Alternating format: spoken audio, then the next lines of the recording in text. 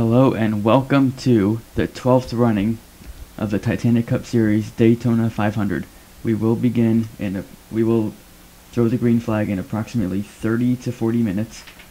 Meanwhile, we're going to talk a little bit about the drivers as we have some time to wait. The start time was scheduled for 4 o'clock. We are about 15 to 20 minutes early from that. So we're going to wait. We're going to spend this time to talk a little bit about some of the drivers that we're going to watch today. First off, one of the biggest stories of the off-season has been Turner, who announced that this Daytona 500 will be his final race. Not just his final season, his final race. So after this race, he's not returning. We thought he was going to at least run full-time in season 12, but we found out he's running the Daytona 500 only.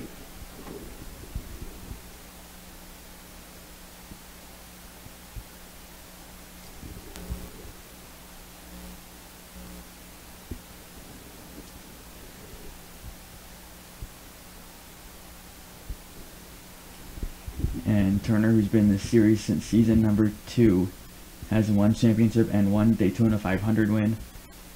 The driver of that 98 car will be missed. As you see, we'll also follow Lacko in the 20. We have Turner as odds around 7 to 1. He is the favorite to win the Daytona 500 and starting on the front row. A great place for him to start. We have Lacko starting 4th back there. He is a 15 to 1 to win the Daytona 500. Has never won a plate race. This will be his 4th Daytona 500, and he is the reigning series runner-up. Made the championship for the first time in his career last season, and ended up 2nd overall in the point standings.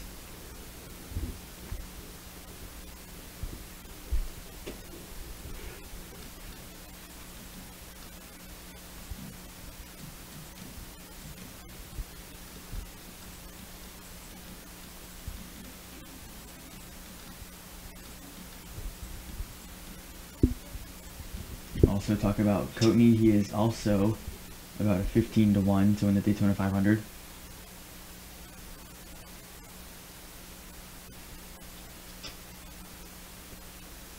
And if you'll excuse me, I need to mute the microphone for about 1 minute. I'll be right back.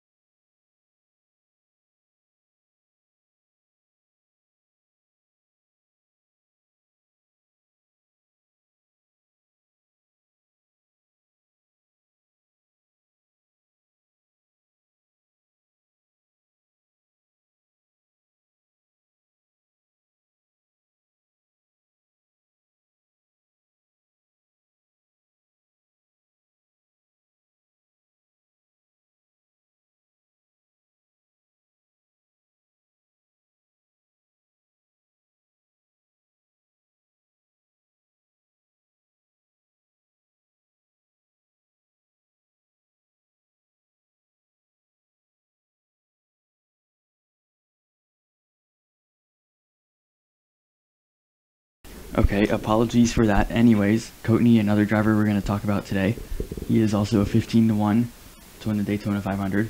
He has never done it before, but he finished second here last season, and also has 2 Talladega wins under his belt. A very similar track to Daytona. Has never won at Daytona before, but he's driving for Team Penske now. We'll see if this is a better team for him, and if he will be a contender, if he will be in the right place when it matters. We have McGuckin, the 23, reigning champion, reigning Daytona 500 winner. He's got 2 Daytona 500 wins, 5 series championships. This guy definitely knows how to drive a race car. He is an 8-1 to win the Daytona 500. So that makes him the second favorite. Last season, he started this race from the back in all the way 38th place. He's up a little further this time. He won from the 38th spot. We'll see where he can finish from wherever he's starting now, from the 9th spot.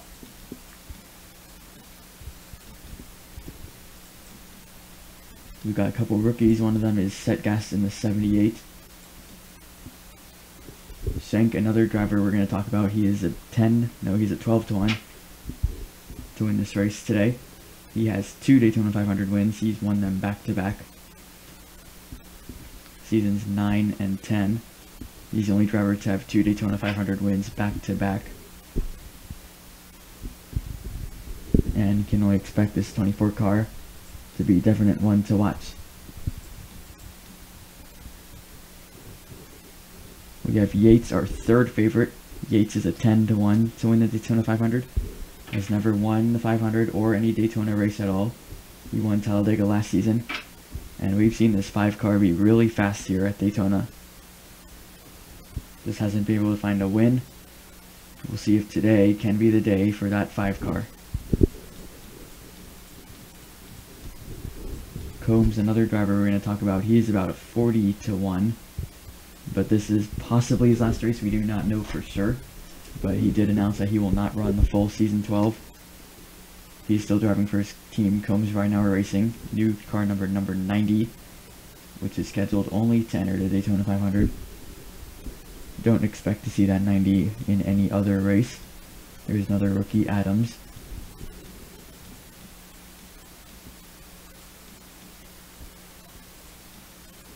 And 2 drivers that we're going to talk about as well, both starting in the back. Knifely announced this will be his final season in the 48. He has been in this series since season 1, all the way since the start. Never won a Daytona 500. And we'll see if this can finally be the day. He is a 15-1 to win the Daytona 500, and there's Benjamin in the 1 aside him. He won Talladega last season. He has 2 Talladega wins and a Daytona 500 win back in season 5. He is a 30-1. And one more person that we did not mention is Flincham there in the 29. He also is a 30-1. He has a Daytona 500 win, and he is the all-time most plate track winner.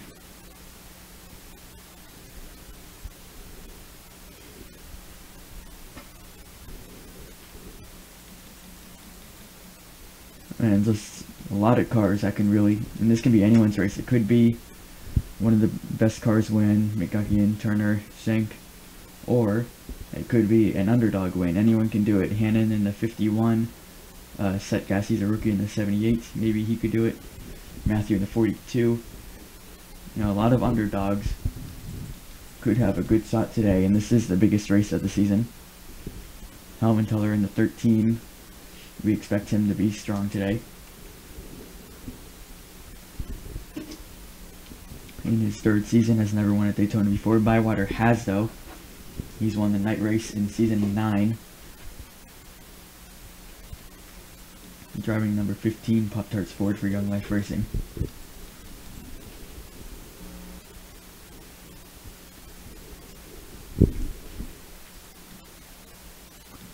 Got another Rookie of the Year contender here, Clayton in the 55.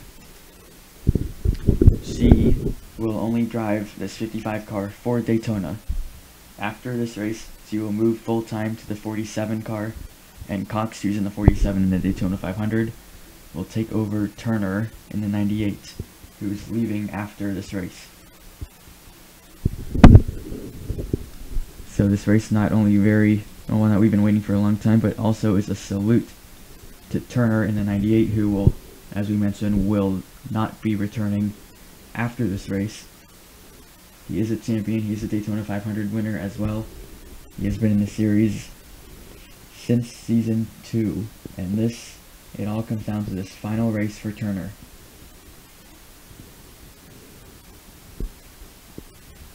Starting on the front row, we thought he was going to start on the pole, but then Kagzinski in the 4 car stole that pole spot. Turner did win duel number 2, so we know he is fast. Simeon back there in the 2 car was the winner of duel 1, and the winner of the clash that we had early in the season, about a week ago or so, was Hoffman, starting all the way back here in 38th in the 10 car.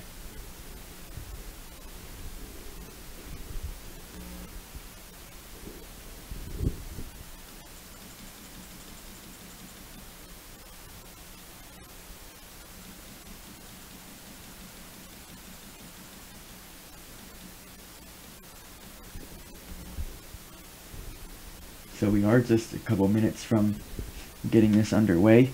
We will have driver introductions in a little bit. We're going to take about a 5-minute break, and we'll be right back to get the show underway.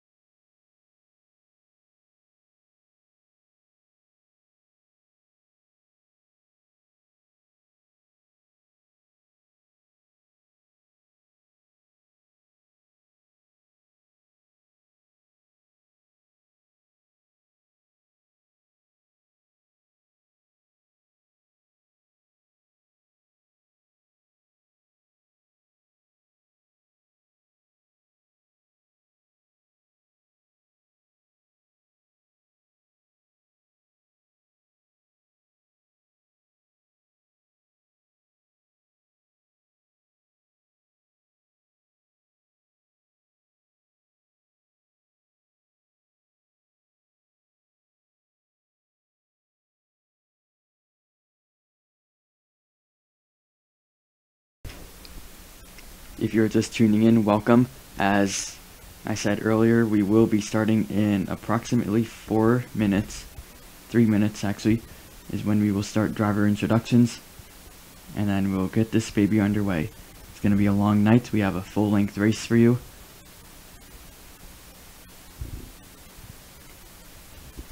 And we'll be back in less than 3 minutes.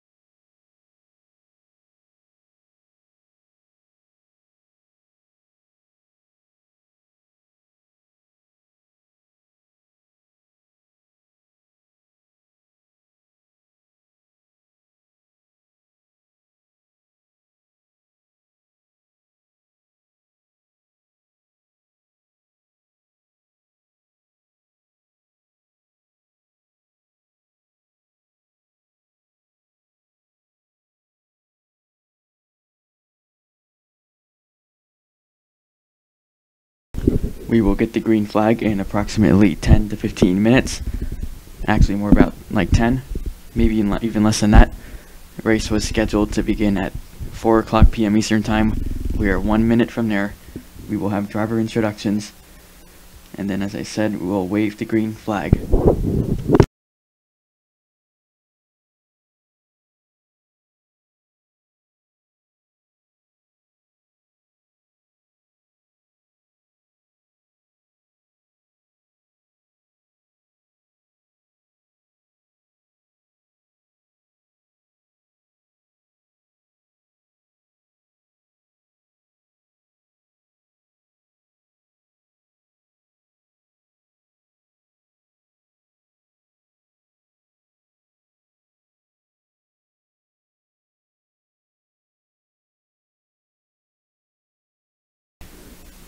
Hello and welcome to the 12th running of the Daytona 500.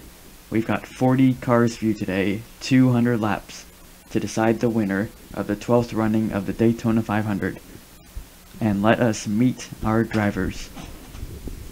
Starting 40th in the number 48 Microsoft Chevrolet for Hendrick Motorsports, Knifley.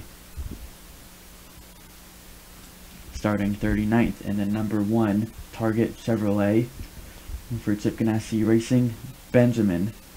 Benjamin is the Season 5 Daytona 500 winner. Starting 38th in the number 10 KFC Ford for Young Life Racing, Hoffman. Starting 37th in the number 6 Muscleman's Toyota for Joe Gibbs Racing, Smith. Starting 36th in the number 99 for Anchor Racing, the DeWalt Ford, Rick.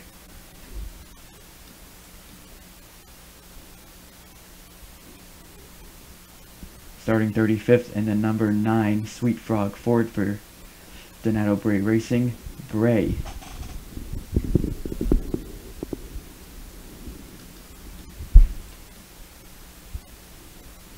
Starting in the 34th position in the number 40 Chevrolet for Circle Sport Inc., Holder.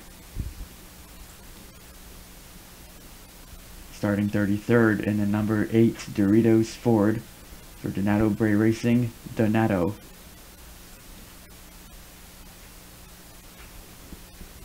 Starting 32nd in the number 12 Dollar General Ford for Team Penske, Hammock.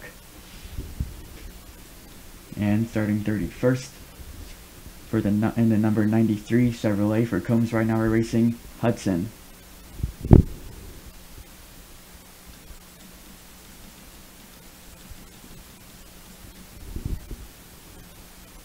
Starting 30th in the number 17 Sassel Ford for Anchor Racing, Ollinger.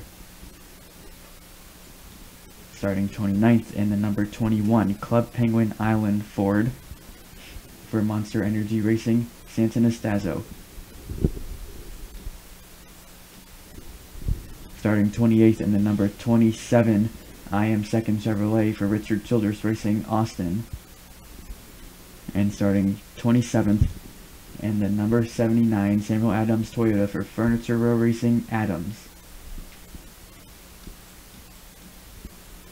Starting 26th in the number 55 Chevrolet for Clayton Racing, Clayton. And starting 25th in the number 77 Roblox Ford for Monster Energy Racing, Sharp. Starting 24th in the number 90 Cheerio Chevrolet for Combs Ridenour Racing, Combs.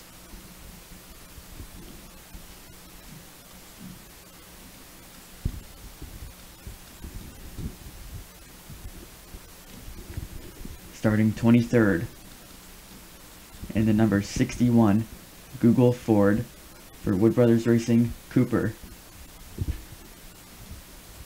Starting in the 22nd position and the number 92 Chevrolet for Combs Ridenour Racing, Ridenour. Starting 21st in the number 30 Mountain Dew Chevrolet for R3 Motorsports, Costanza.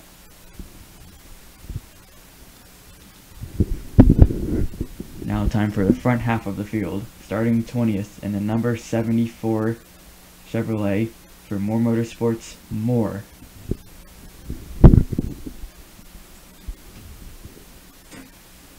Starting 19th in the number 47 Emirates Chevrolet for JTG, Cox.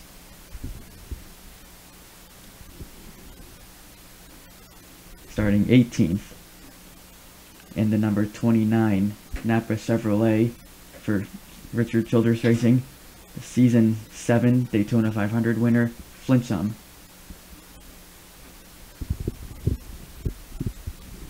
And starting 17th in the number 5 DC Solar Ford for Hendrick Motorsports, Yates. Starting 16th in the number 13 Goodwrench Toyota for Joe Gibbs Racing, Helmenthaler.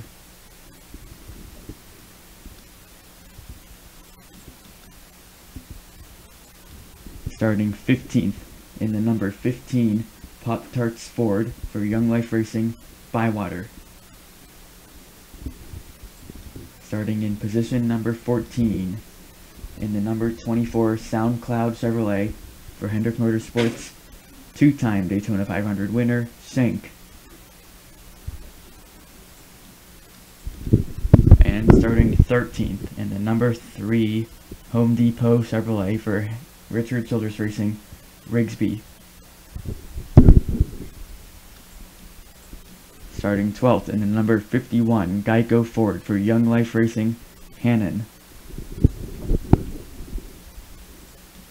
And starting 11th in the number 78 Fender Toyota for Furniture Row Racing, Setgast.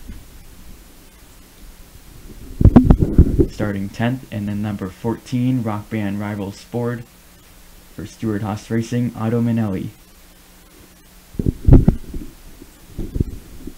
And starting 9th in the number 23 Toontown Rewritten Toyota for McGuckian Racing, two-time Daytona 500 winner, McGuckian. Starting 8th in the number 39 Long John Silver Sport for Team Penske, Coatney. Starting 7th in the number 42 Coca-Cola Chevrolet for Chip Ganassi Racing, Matthew.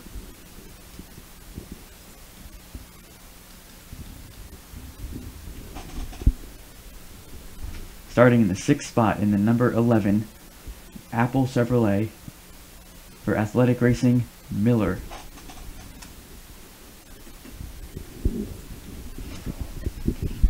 Starting in the 5th spot in the number 88 McDonald's Chevrolet for Hendrick Motorsports, Franklin.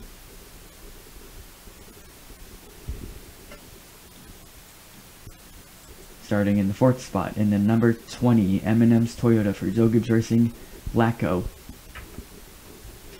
And starting 3rd in the number 2 Green Day Ford for Team Penske, Simeon. And now for the front row. Starting 2nd in the number 98 Budweiser Ford for Stewart Haas Racing, Season 8 Daytona 500 winner, Turner. And on the pole, in the number 4 Bass Pro Shop Chevy for Athletic Racing, Kakzinski.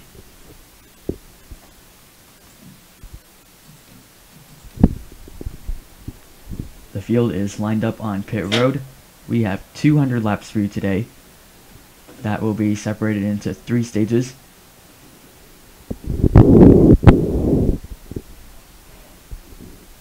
And we are ready to get the 12th running of the Daytona 500 underway here at Daytona for 200 laps. We've waited a long time for this event to come. We've had a weekend of speed weeks last weekend with the Clash on Sunday, the duels, or last Sunday, the duels on Monday, qualifying on Monday, and the duels on Tuesday. We had a couple days off, and now we are here finally to get this Daytona 500 underway. It was a couple months ago since we had our last Daytona 500 back in season 11, where it was McGuckian driving that 23 Ford, or Toyota rather, who brought that car to victory lane for his 2nd Daytona 500 win. We have 5 Daytona 500 winners in this field. They're looking to get another one. The other 35 looking for their first Daytona 500. Our 5 Daytona 500 winners in this field include Turner, who won it in season 8, McGuckian, who won it in seasons 4 and 11, Benjamin, who won it in season 5, Schenk, who won it in seasons 9 and 10, and Flincham, who won it in season 7.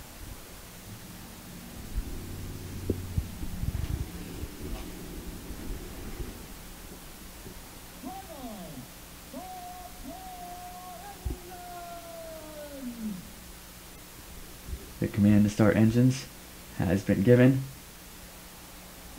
The engines are fired, the cars are rolling. We're going to make sure that all 40 cars get going before starting this race.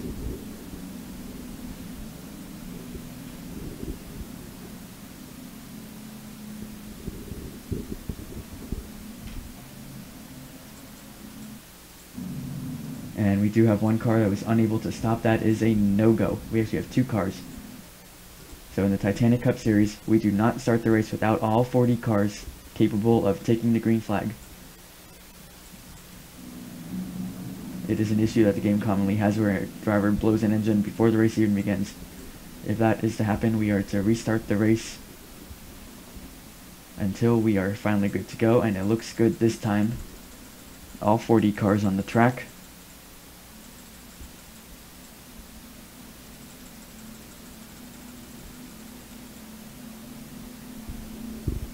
As we get ready for 500 miles at Daytona. As mentioned, this will be separated into three segments. This is the first race of the season, so there are points on the line. Winning this race will get you into the playoffs. The stages will be laps 60, 120, and 200. So there's a playoff point to the winner of each stage and 5 playoff points to the winner of the race. We also have regular season points to the top 10 in each stage. And of course, season points for everybody at the end of the race. Kakzinski in his first Daytona 500 pole He has been a rookie since season 6. This is his 7th Daytona 500. And there's no better place to start it than on the front row.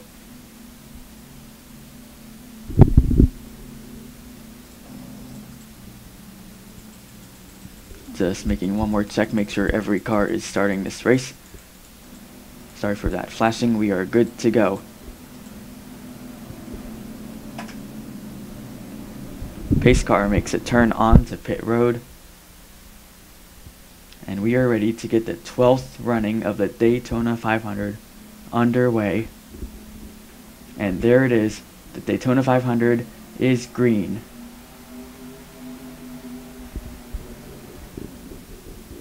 Already, big pile up on the front straightaway. Are you kidding me? On the first lap before we even started the race.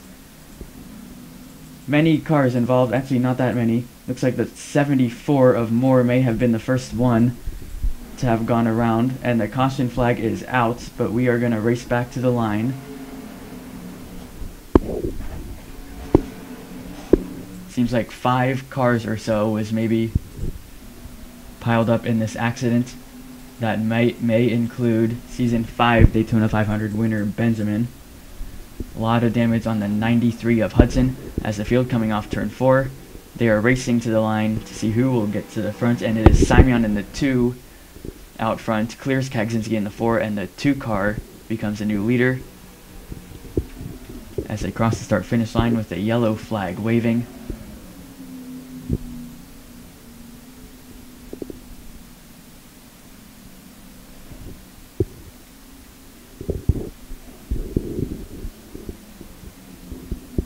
Possible that the 74 just did not get going. It did seem like he was the first car to go around. He is out of this race. There's Hudson, that car all torn up, but still driving. Some damage on the 21 of Santanastazzo.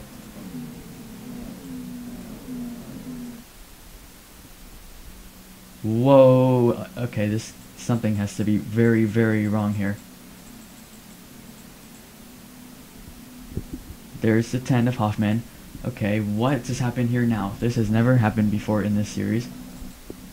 But we just had a second accident on the back straightaway with one car going over, coming to line up to the caution. Whole field coming on pit road, that's not surprising. We've seen that happen before.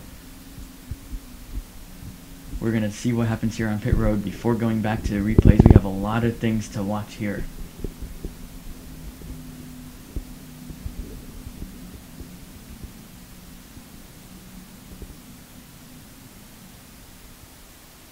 And we just had contact on pit road between the 20 and the 88. And some cars are changing tires. Kagzinski, the pole sitter, changing right sides. Other cars got gas only.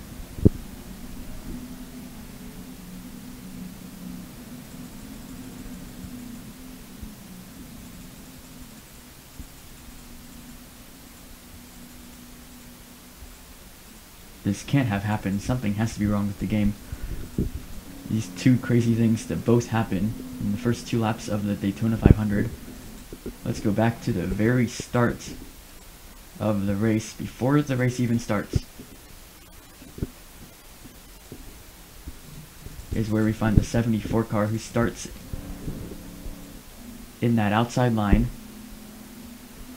The green flag flies, the 74 goes down, everybody has to get out of the way, the 20 gets into the 21. You see Moore go up and over, the 93 car slams to the side of him. The 8 of Donato was involved. Santanastazzo. Smith and Benjamin might have gotten a piece of it as well. So already a car on his roof before we even got started. You see, he's not even at the start-finish line yet, and they are already crashing. The 74 has been on his roof and just now started lap 1.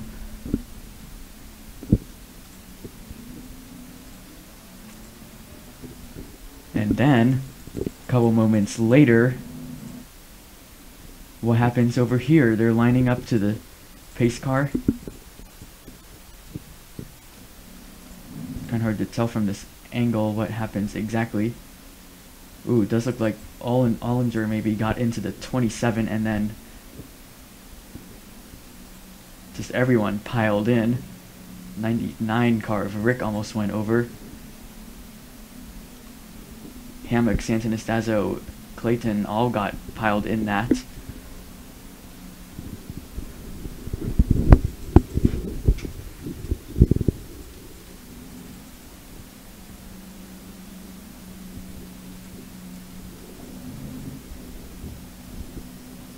And I'm trying to get you a better angle of how all this unfolded. There's Ollinger in the 17.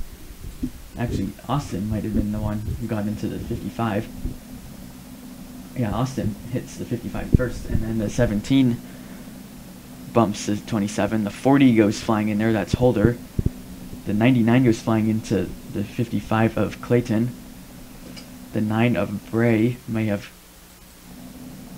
just gotten through there, and Knifley in the 48. Starting in the back, it's amazing. The 48 was not involved in either of those things. Possible front end damage on the front of the 24. And did we have a third thing happen? Because we have even more cars out of this race now.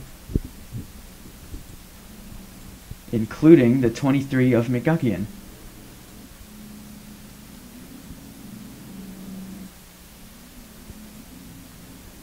Here they are, they're fine now. Coming out of pit road, they're still fine.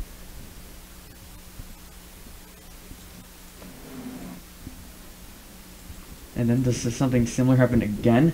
That's Simeon, or Shank rather. Cox slams the 61, and everyone just piles in again. That's the 88 of Franklin.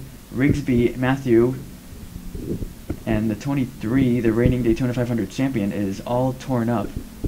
Matthew may have gone in that as well. There's Hannon's 51, Cooper in the 61.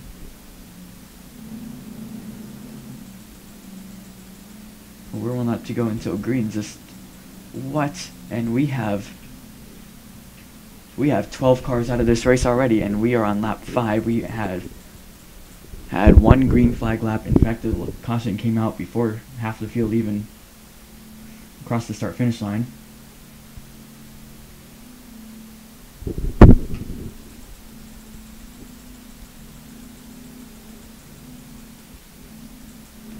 And that is just the weirdest start we've ever had to not just the Daytona 500, but we have had 11 full seasons in this series, and this has to be the weirdest start this series has ever had. And we've lost 12 cars, and several of them are damaged. McGuckian is included in the cars that are out. Hoffman, who won the Clash. Franklin, who was possibly a contender today. And we have a lot of damaged cars. Clayton, Matthew, Santanastazzo, Benjamin, and we saw Austin was involved in the accidents coming across, or coming to the lineup. Smith may have gotten involved in what caused the caution.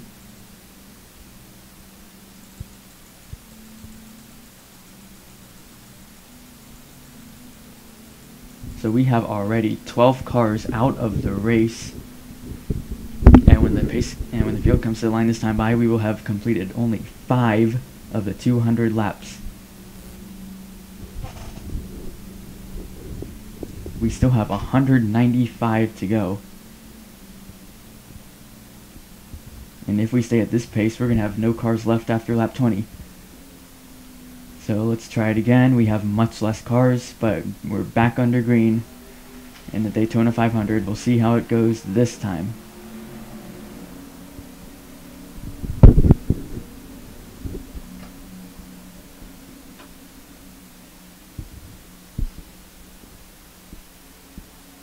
You see Lacko in the 20, got a nice restart, goes by the 2. Miller in the 11 following the 20. There's Kagzinski, the pole sitter, in the 4. Then you have Setgast, Helmenthaler, Turner in the 98, who started second. We saw Kagzinski change tires. A couple guys changed tires, a couple guys did not.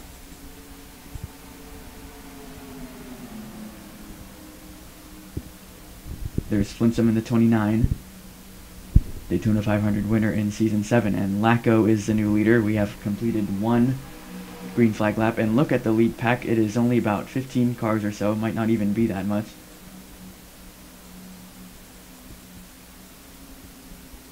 We have several other damaged cars hanging around back there.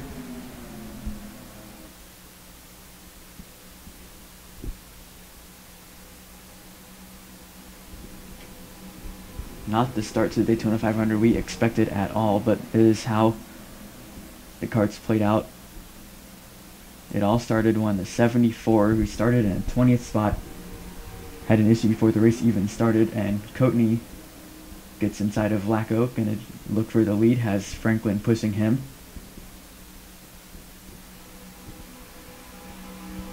And even this lead pack is getting packed, being aggressive, some 4 wide back there. That Simeon and the 2 bumping, possibly a little contact between the 2 and the 15.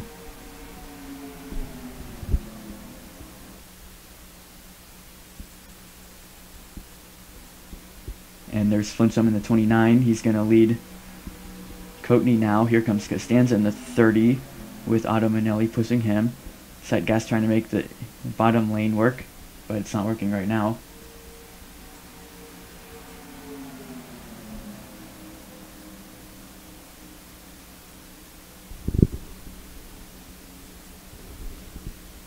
And that is our lead pack.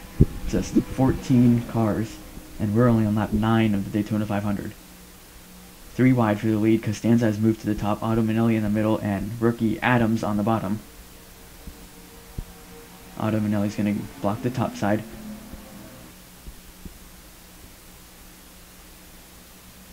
Big run from Bywater on the bottom. But Adams now the rookie out front in the Daytona 500. Here comes Bywater, here comes Simeon.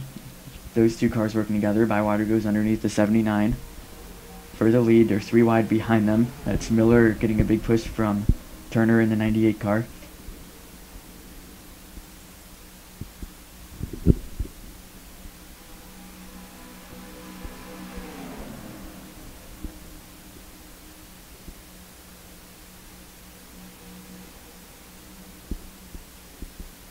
And with just how aggressive these cars are running, only 14 car pack, I'm not sure we're gonna get through 5 more laps without another caution.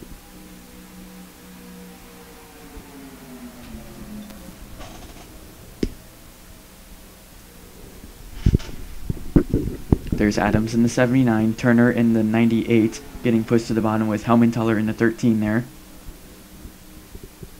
One of the cars we expect to be strong here today. Yates in the 5, Kaczynski in the 4, Lacko in the 20 make up the bottom lane, which usually is the faster lane, but sometimes the middle or the outside can be strong as well, as we see Adams leading the outside, Turner on the bottom in the middle, and Helmentaler on the bottom, making that lane work, with Yates pushing him. I've got to save my voice. We've only completed 10 laps and it's already been crazy. We have 190 to go.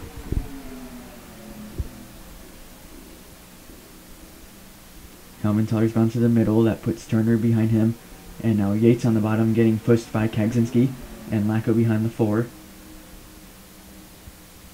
And Yates now going to open the door for Kaczynski, the pole sitter, to get back on the bottom.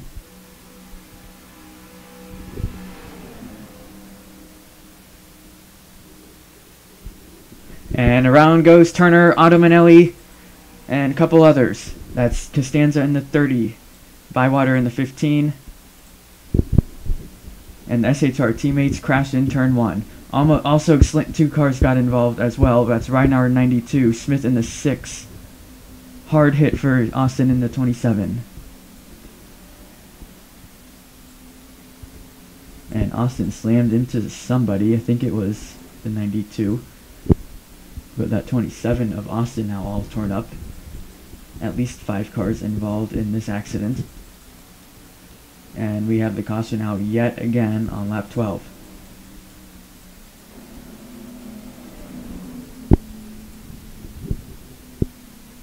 Lacko, the race leader, That's Otto Manelli's number 14, who just he says he hates Daytona and Talladega, that cannot stand these tracks. And well, his Daytona 500 is going to be cut pretty short, unless he can get that repaired and keep it going. But I don't know, that 14 is pretty beat up.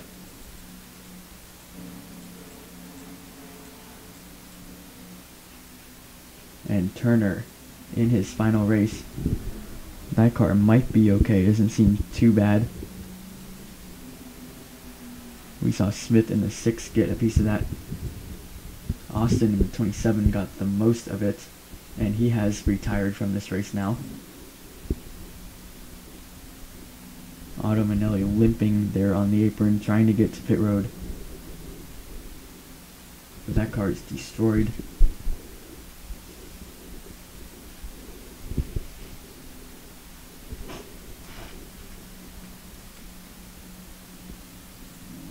There's Costanza in the 30, a lot of left side damage on that car.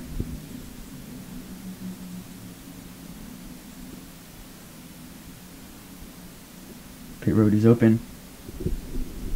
Here come the leaders. Lacko and Kaczynski and Helmenthaler will be the 3 to lead them on the pit road.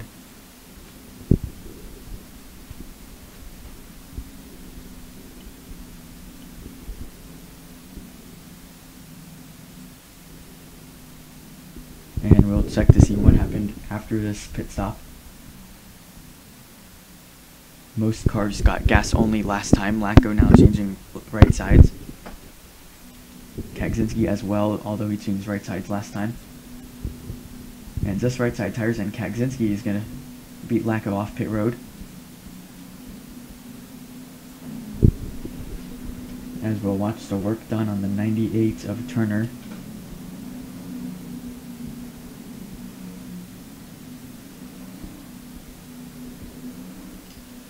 Who specified that this would be his final race, working on repairs on that 98 car.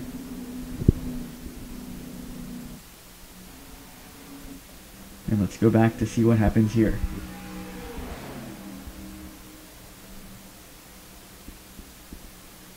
Looks like the 98 just got into the 14. It might have had to do with Miller as well, but you saw those two get into each other, and then Bywater and Costanza hit each other to avoid this accident. And then boom, Ridenauer just clips the 14, and Austin in the 27 slams into the side of the 92 and destroys his race car.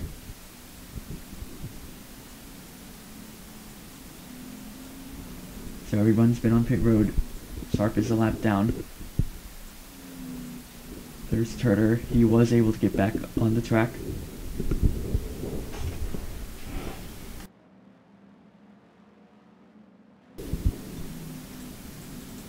Doesn't look like any crazy accident happened trying to line up.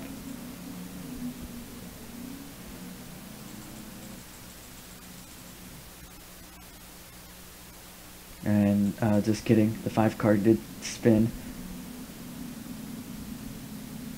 Like Lacko got into the back of Yates there. And Simeon pretty hard hit on the 5.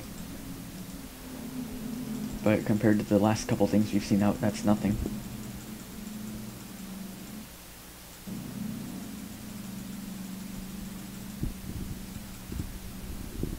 Sharp lap car does pit.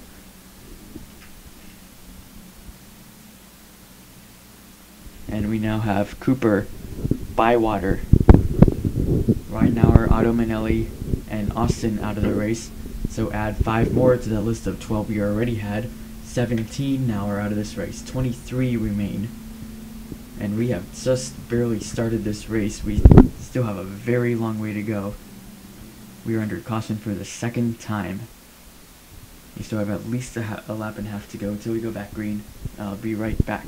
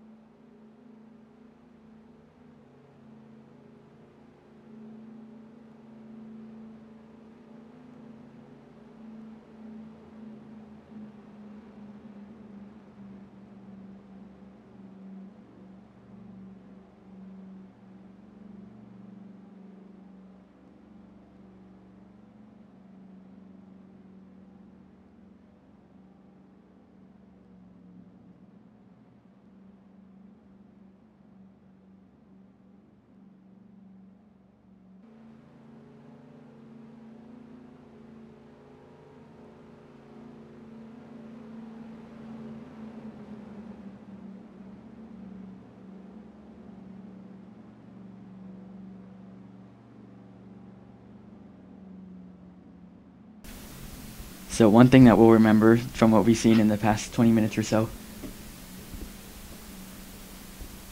in our future races, when we have this race, or when we have a crazy start in future races, we're going to go back to this one. We're going to say, Season 12, Daytona 500. Remember the start of that race? I'm not sure if anything can beat how insane this start was. By the way, ignore the damage that you may see on some cars up front, as it is a common known bug. You see it just fix itself there and unfixed itself in a second.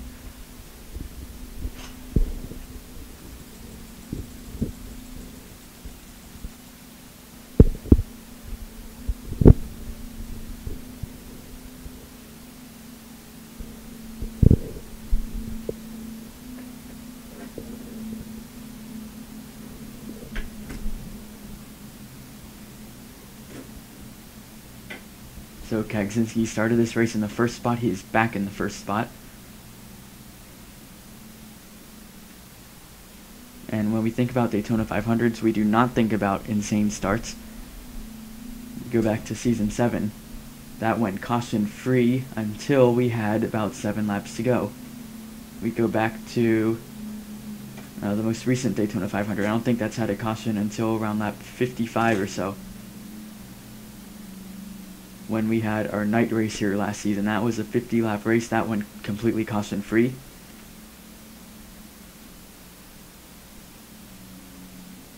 One of our duels went caution-free, and we are back under green.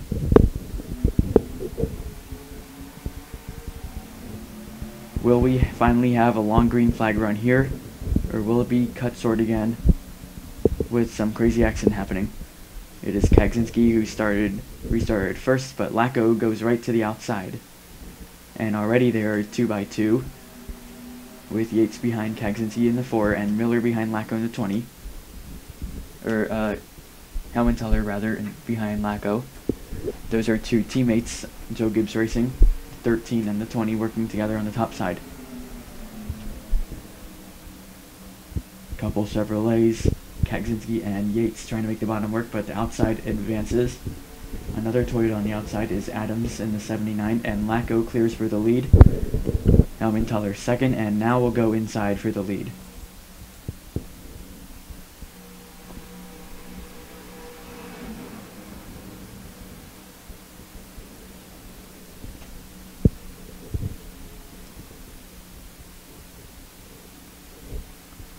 Helmenthaler clears for the lead, gets by Lacko. Here comes Yates in the 5. We expect him to be strong today.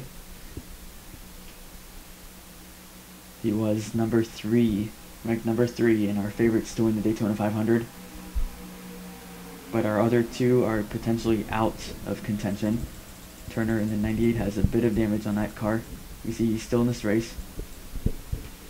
And McGuckin is out of the race. So our two biggest drivers are out. And there's Yates coming on pit road.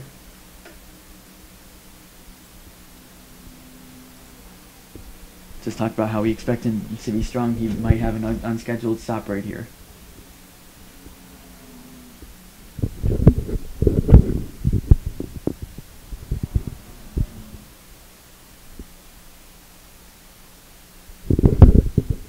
The 5 of Yates sits on pit road. We'll come back to that.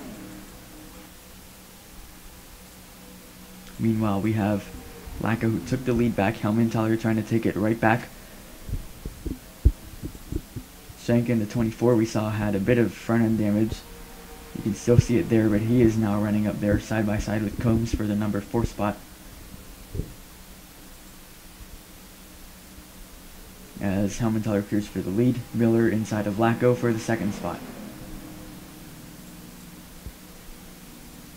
Yates in the 5 just now coming off pit road.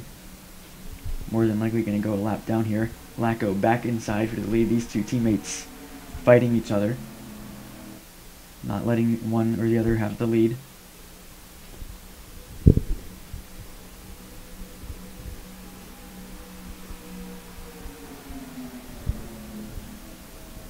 Meanwhile, here comes Combs in 90, makes it 3 wide for the lead. We had him as a possible wild card, one of the possible favorite underdogs to win the Daytona 500. Combs makes it 3 wide for the lead. as we come to complete lap 20, and we still have 180 to go. So as we said, this is going to be a long day, but it's been long already as we've been slowed 2 times by very insane things happening.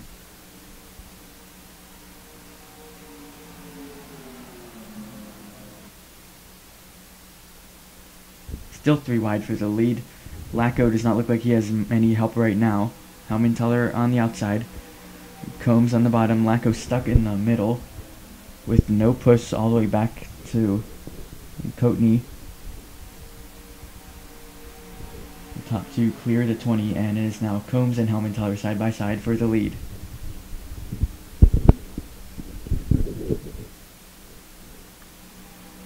Combs now gets shuffled to the middle as Miller gets to the bottom. Has Schenk behind him. But it's going to be Helmenthaler out front. And how about Knifley? He started 40th, dead last, inside of Helmenthaler for the lead. It was amazing after all these things that happened in the back of the pack. In just the first 2 laps of the race, Knifley was not involved in any of it, despite starting last, and he now, from last to first, gets by Helmenthaler, clears for the lead, and Knifley in his final Daytona 500 is the new leader.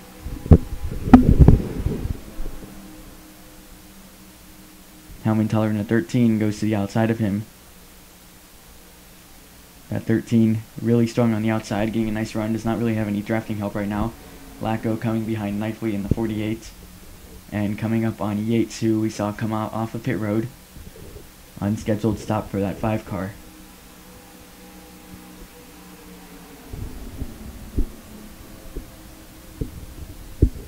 And the inside line gets by Knifley, Lacko, and Miller. Helmenthaler gets slowed by the 5, who is not up to speed because he has not been in the draft. So it's going to slow the 13 of Helmenthaler. Meanwhile, Lacko goes inside of Knifley, puts him out of line. Knifley does not have any drafting help right now.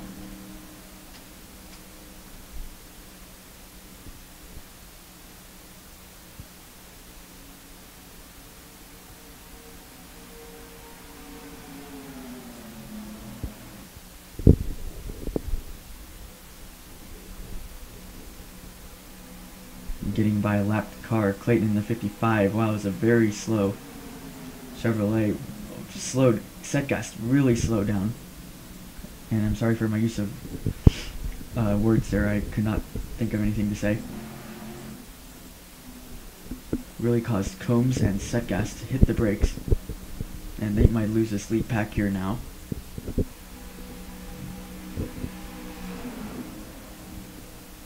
Meanwhile, Lacko had the lead, but here's Miller in the 11 inside of him. 3 wide behind him. Miller trying to clear for the lead. Schenk getting a nice run on the bottom. Has Simeon behind him. And Schenk gets inside of Miller. Goes up in front of Lacko in the outside lane. And Coatney in the 39 trying to make the middle work.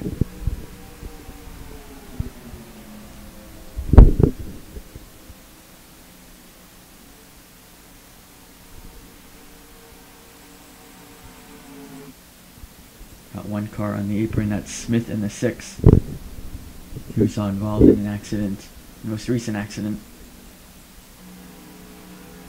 And with all that has happened, lap traffic might be what we're going to see all day. As we have Matthew in the 42, that car was damaged in one of the earlier accidents. Sharp in the 77 is a lap down already, going a 2nd lap down now.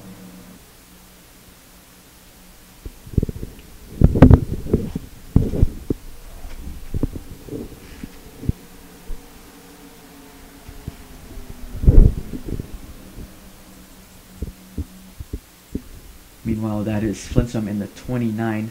Gets pushed by Yates, who is a lap down now, but in the 20th spot. Flintsum pushed to the front. That's Helmenthaler, who's back up there, and Simeon. Meanwhile, everyone else who got slowed by the slow cars, trying to bunch back together, get back going. and catch back up with the leaders, but they still have Sharp in the 77 interfering with this. Combs has a mouthful of him. He does duck inside of the 77 car.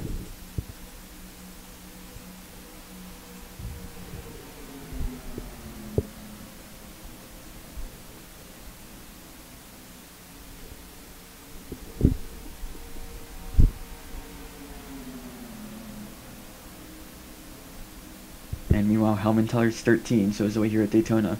A tribute to Dale Earnhardt. Last season he had Dale Earnhardt's Wrangler paint scheme. He now has the Goodwrench car, which he will drive the whole season.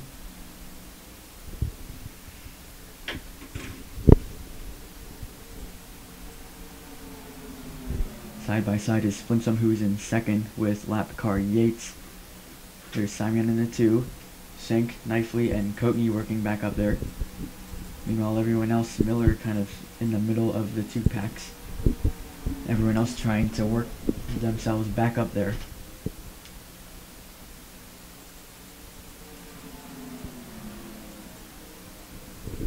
And we have another lap car coming. And get ready for a long day. If you can watch this entire stream, then I don't know how you can. I don't know how I'm going to be able to watch this whole thing. Especially since I've actually been to Daytona this weekend, the actual Daytona. Watched both the Xfinity and the Monster Energy Cup races.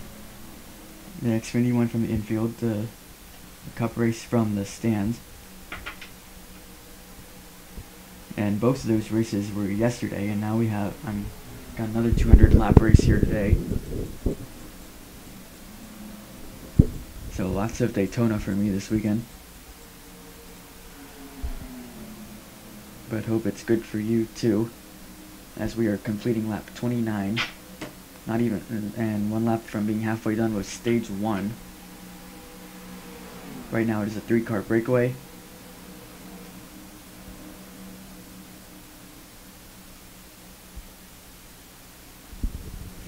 Going to go ahead and take a 3 to 5 minute break. We'll leave it right here, and we'll be right back as we're on lap 30 of 60 in stage 1.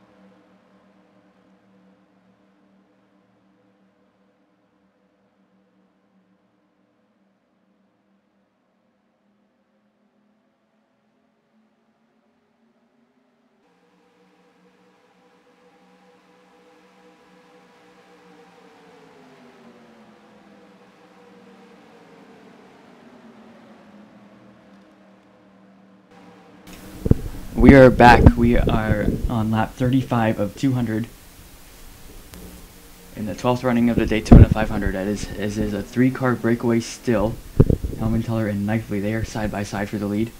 Meanwhile, everyone else, about 10 cars or so back here, they just worked through more lap cars, trying to catch up to the top 3, but Yates is not on the lead lap. He had to make an unscheduled stop. You see him scored in 17th. He is 1 lap down. And you're just tuning in, you might be going 17th and 1 lap down, and we're only on lap 35. How did that happen? Well, we had a very insane start to this race.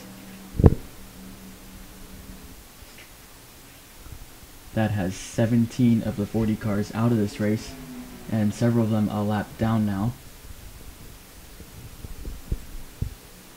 And if you missed it, we'll go ahead and show you what happened before this race even started. The 74 of more in that 74 car, you see the black one, has an issue before they even get to the start-finish line, and they start piling up. A bunch of things also happened during this caution, not after the caution, but during the caution. We had like 2 other accidents just lining up. And then we had another big crash a couple of laps later that brought out the second caution, and so now we've been caution free since then. And we are on lap 37 of 200. Stage 1 ends on lap 60.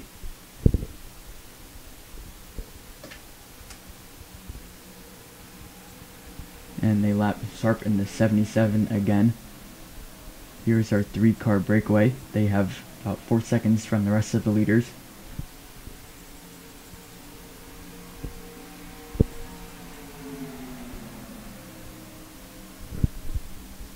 And the rest of the leaders about to face the 77 as well.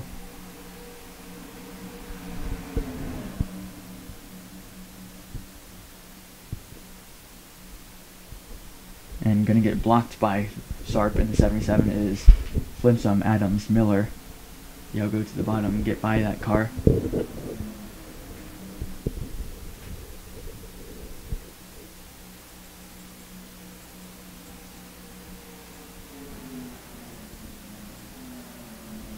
But these two, I mean, the rest of this pack has really pulled.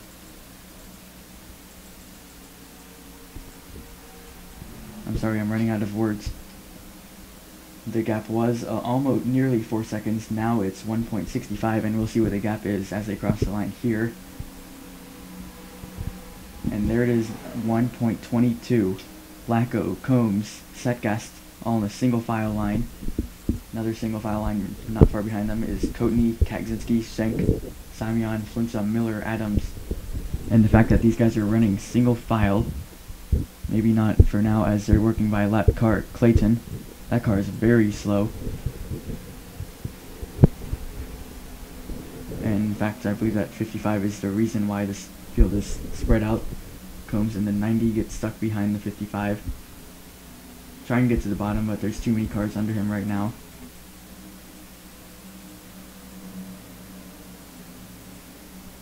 And that pretty much just about undid all the work that the rest of the pack did in their attempt to catch the top 3, which is technically the top 2 plus a lapped car. But there's Lacko and Setgast. Setgast is a rookie. They're going side by side. They cannot do that if they want to catch up.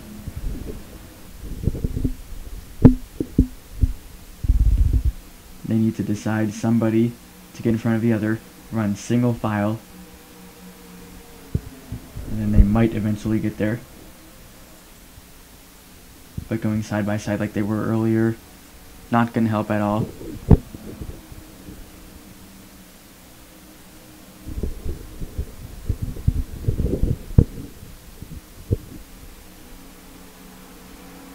And Knifley just got slowed pretty big time by the 21 of Santonastazo. Had to take a double take there coming across the start-finish line.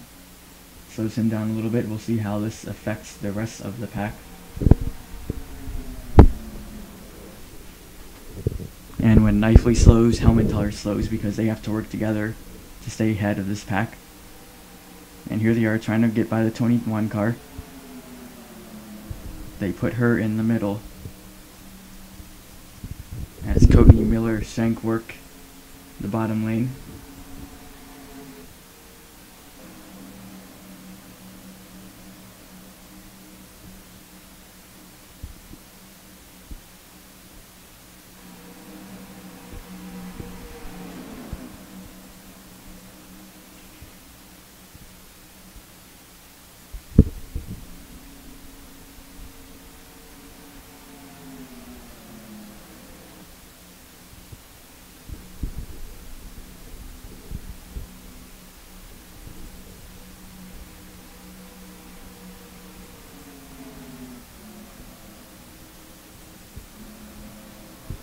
They got between first and third about 2 seconds. There's Lacko and now Flinchum as Setgas has fallen back a little bit.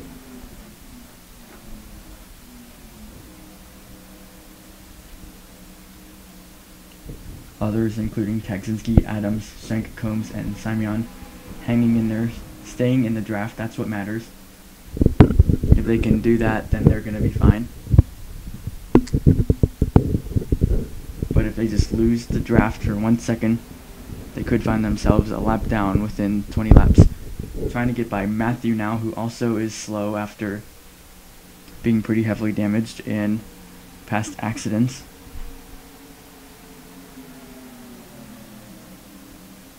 Going to slow the 11 pretty far down. And there's Lacko. He's now right behind Knifely. Courtney, Setgas all getting in there. Kaczynski and Adams trying to work themselves up there.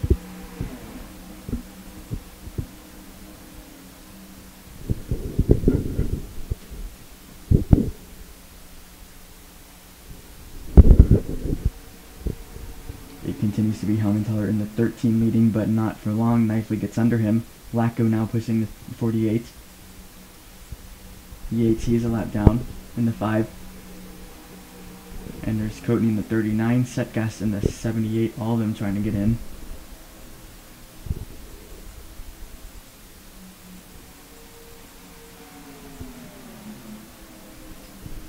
And now Lacko inside of Knifely.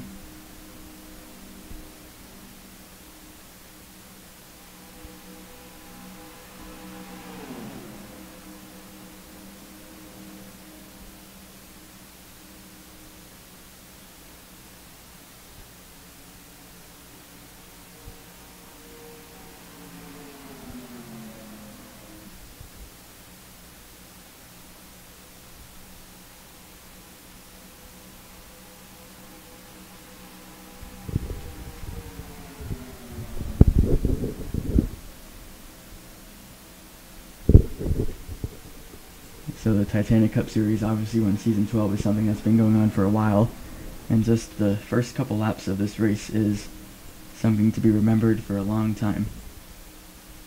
In fact, probably never going to forget it. And get used to hearing me talk about the first laps of this race, first laps of Season 12 Daytona 500. That's going to be heard a lot throughout the rest of the season, and seasons after that if they happen. Future of the series, I have no idea. But what was it? 2-car lead lap car breakaway is now 5 cars, as Courtney, Setgas, and Lacko have joined the party. We still have a couple cars back here.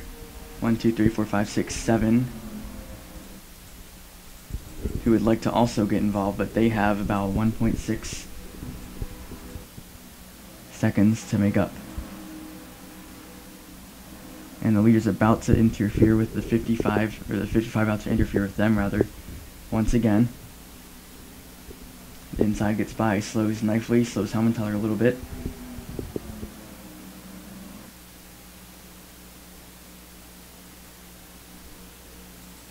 And that allowed the rest of the pack to catch up because of that 55 car.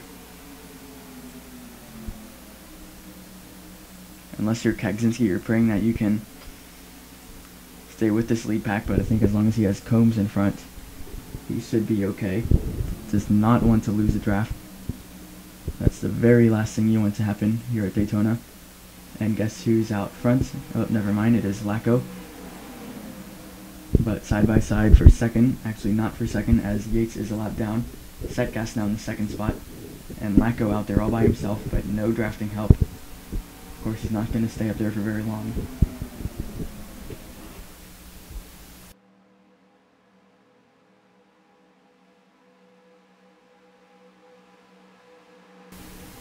Here's Knifley in his final Daytona 500, still looking for a Daytona 500 win. Helmenthaler in his, it's actually his second 500, although it's his third season. Helmenthaler did not qualify for the for the Daytona 500 in his rookie season. So season 11 was actually his first Daytona 500 start, and so this is his second.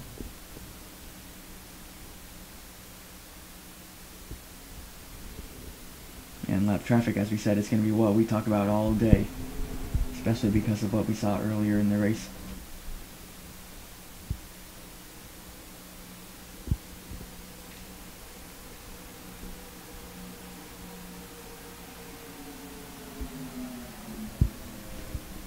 Yates getting a face full of the 77. The 5 finally gets underneath, and Yates does not want to lose the draft, although he's already a lap down anyways.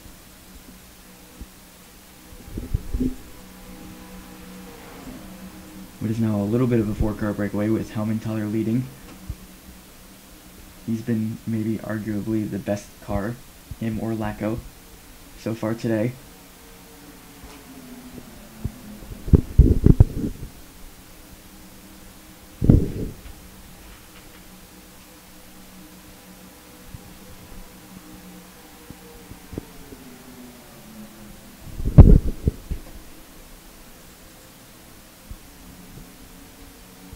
There's Miller, Coatney, and rookie Adams as Lacko catches back up. 1 car pitting, that's Miller in the 11. Field comes to complete lap 50. We are only a quarter of the way done, but 10 to go in stage 1. Combs also pitting. Will we have a cycle of pit stops before this stage ends?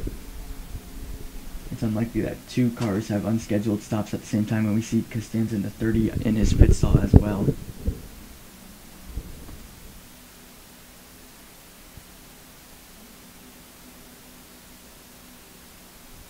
Miller on pit road, changes right side tires.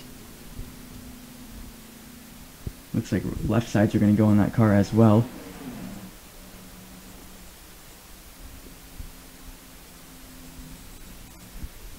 Combs on the other hand, though, he did get 4 tires also. Gets out in front of Miller.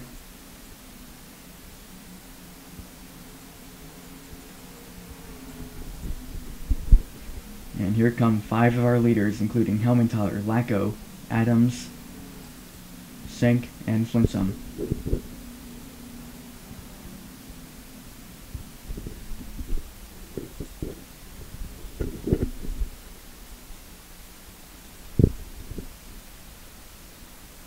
It's going to be 4 tires for everybody, looks like.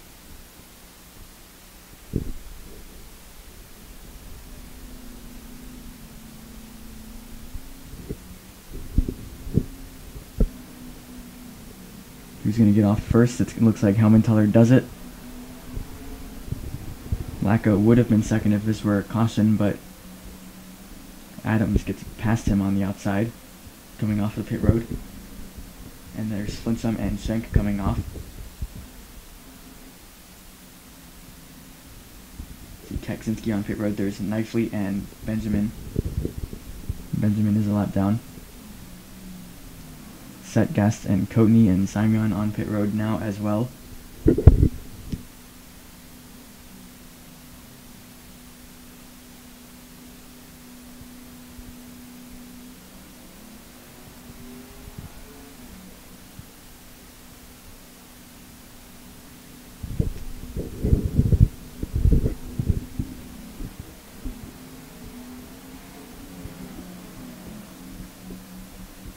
Simon, Setgast, Knifley, Coatney and Kaczynski all come off.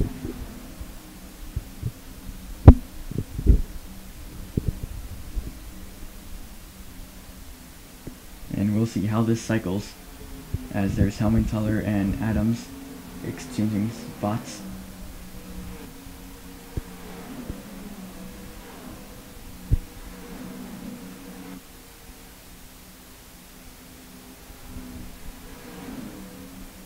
And it looks like Adams is going to cycle out as the leader, but gets face full of the 55 of Clayton, as does Helmenthaler.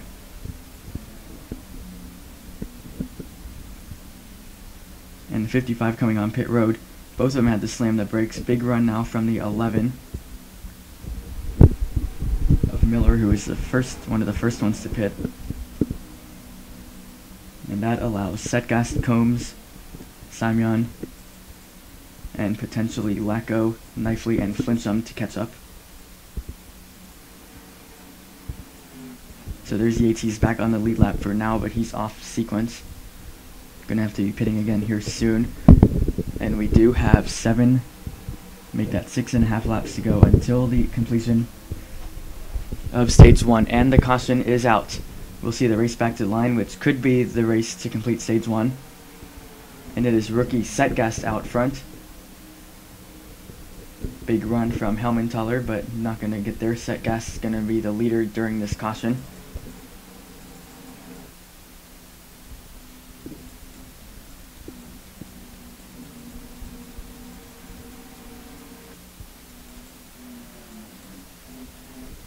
And let's find out what happened to bring out the caution. First need to find when the pace lights came on.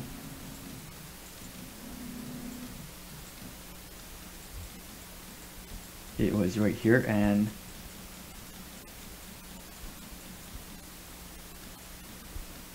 does not look like anything happened.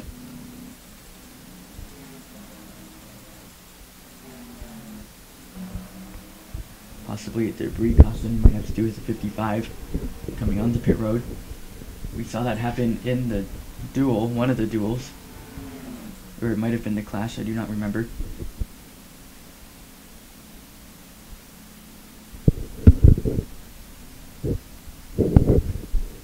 But we are under our third caution with Setgast the leader,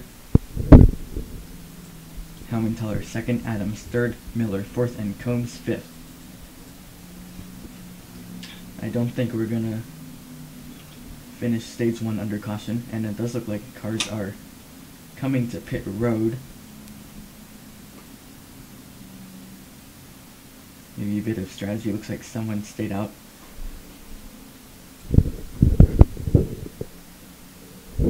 So do you come in or do you stay out, try to get track position for the end of stage 1?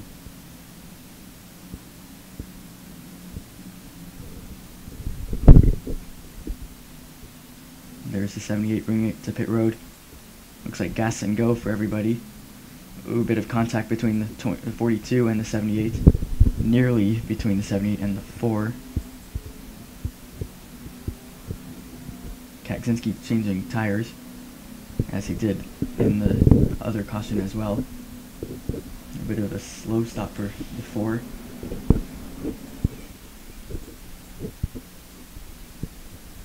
But he does get off, and a couple cars stayed out, including Lacko, Coatney, and Schenk.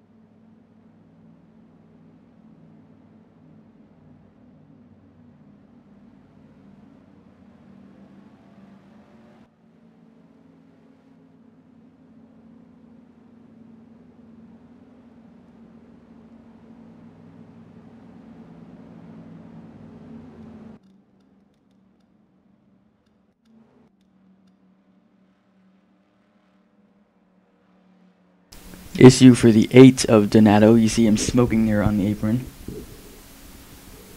Possibly going to retire from this race. He was running in the 16th spot. And doesn't look like that 8 car is going anywhere. Anyways, we have at least 2 laps until we go back green. I'm going to step away here for a minute. And we'll be back for the completion of stage 1.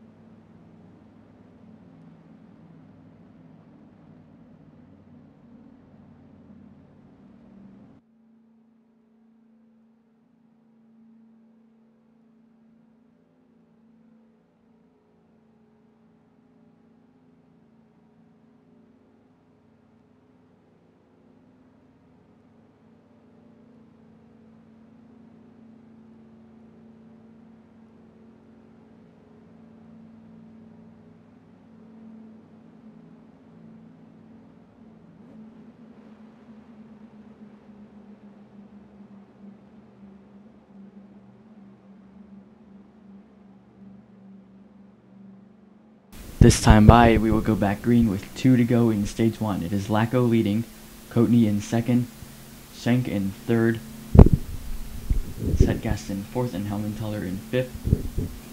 We are going to restart with a lapped car starting between 3rd and 4th. Sark did not pit under this caution, and he is a couple laps down. Meanwhile, the 8 is out of the race. We saw him smoking earlier. Pace car goes down pit road. We have 16 cars still on the lead lap. And the green flag goes back in the air.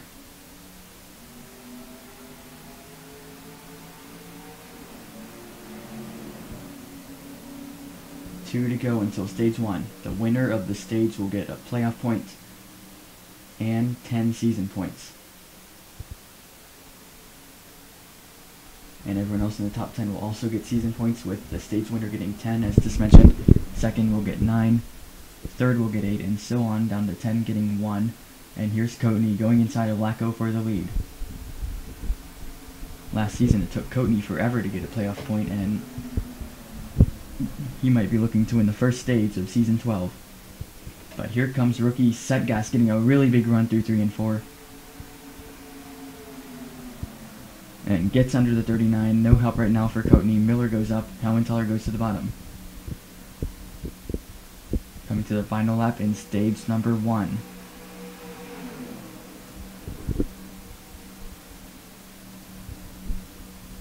Helmenthaler pushing the back of that 78. Right now, Setgast ahead.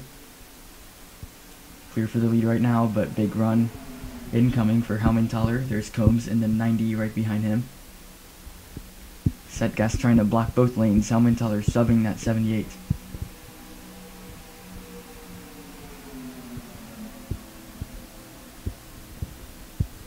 Helmenthaler goes inside, trying to take the lead to win stage 1.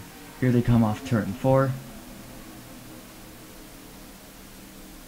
In the Goodwrench Toyota coming to the line. Helmenthaler in the 13 is going to win stage number 1. With Setgast 2nd, Coatney 3rd, Combs 4th, Lacko 5th, Miller 6th, Flinchum 7th, Kagzinski 8th, Schenk 9th, and Costanza 10th.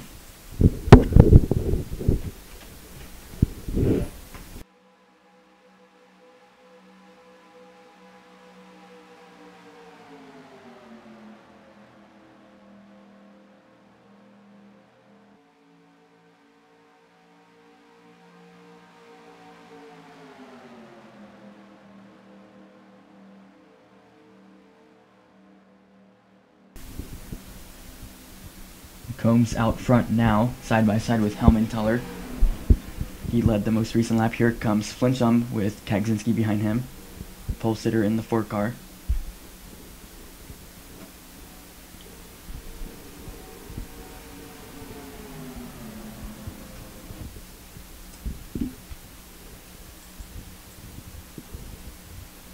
But Helmenthaler has Setgast pushing him, and that 78 car, he is a rookie but seems mighty fast today.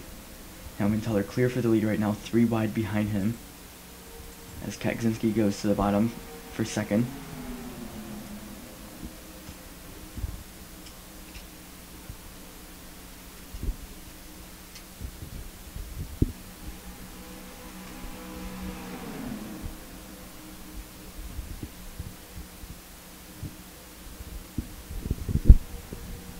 Outside looking definitely very strong today. Inside kind of struggling right now. We saw the inside was strong early in the race. Now it seems to be pretty weak as Helmenthaler on the outside. Setgast goes underneath. Does not really have much of a push right now. Coatney and Combs working up there on the outside. Coatney will drop to the bottom, get behind Setgast. And that leaves the 13 out to dry. Helmenthaler with no drafting help.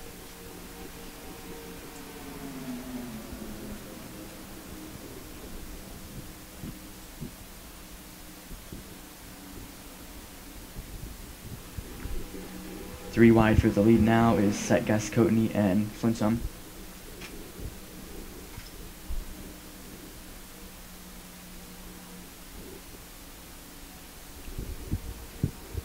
The Season 7 Daytona 500 winner in the 29 car. Gets pushed by Kagzinski trying to get to the front.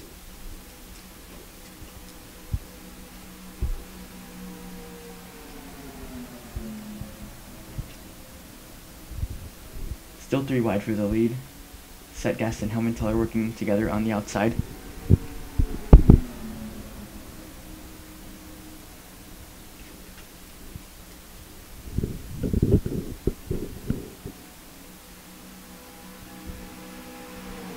And now side by side between the 29 and the 39 as they clear Setgast. And looks like Flinchum going to clear for now. Has Kagzinski pushing him. Coatney has gone to the outside, trying to make that lane work once again.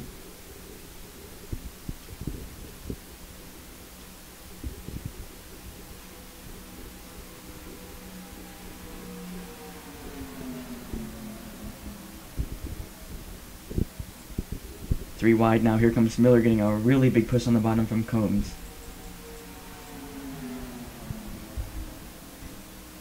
We are on stage 2, which will end on lap 120. So stage 1 was 60 laps, stage 2 also 60 laps. Lap car Clayton, this was the cause of the field getting separated last time. Here comes the 55. Miller slams the brakes.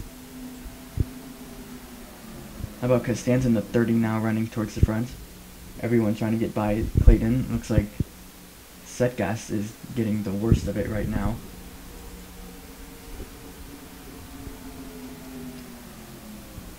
They all get by that 55 car.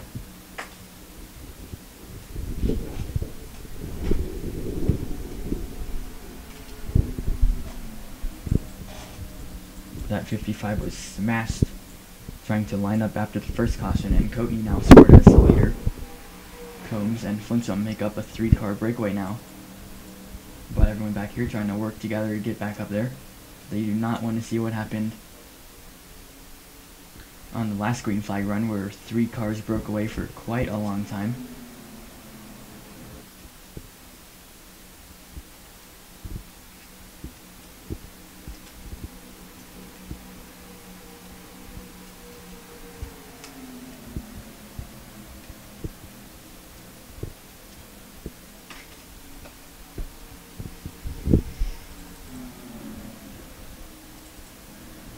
Helmentaler and Miller working there. They're getting back up there.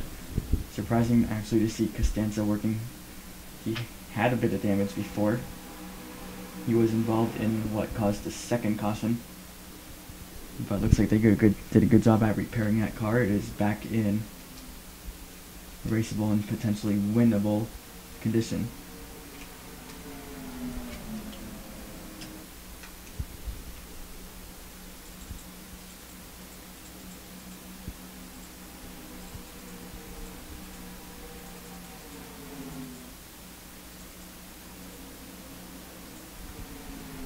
Anyway, didn't mention this, but that caution was great for Yates, who had to make an unscheduled stop. He's back on the lead lap and now on the same pit cycle as everyone else. So great time caution for Yates.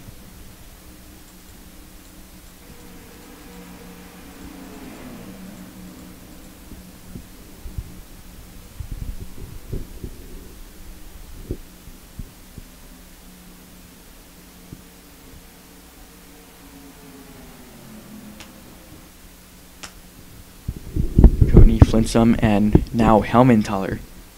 The 3-car breakaway has practically swapped spots with Combs.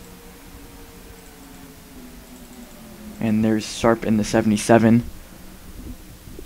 going yet another lap down. Slows everyone else down, especially Simeon and Schenk.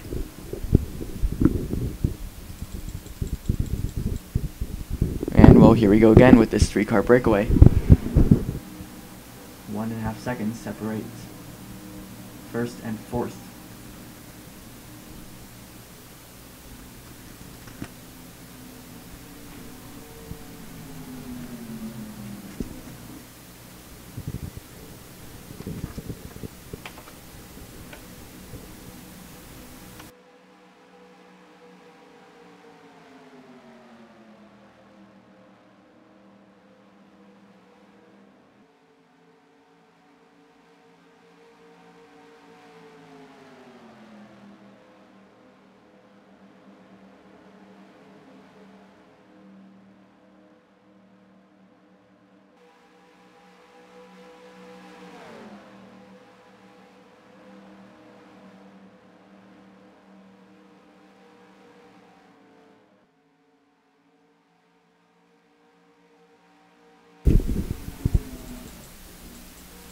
Helmentaler now scored as the leader. Coatney behind him, Flinchum behind him. Meanwhile, about 1, 2, 3, 4, 5, 6, 7, 8 cars might be down to 6 as Schenk continues to struggle with the slow cars. Had a big moment there with Santanastazzo.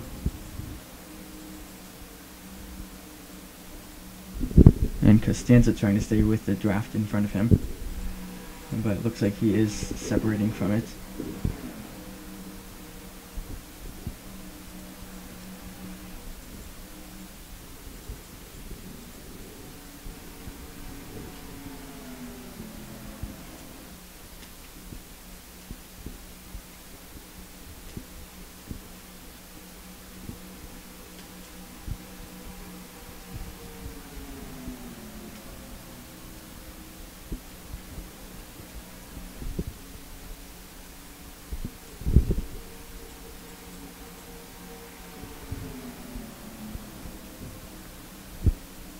Kaczynski up to the 5th spot and battling Set Gas looking for 4th as they are closing in on the top 3.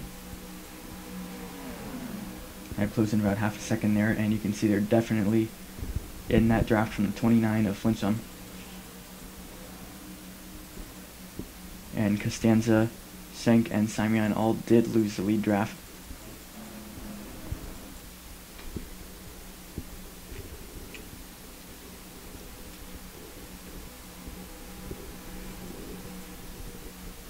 So I feel like we're going to see a 5-car pack with Costanza, Senk, Simeon, Adams, and Knifley here within a couple of laps.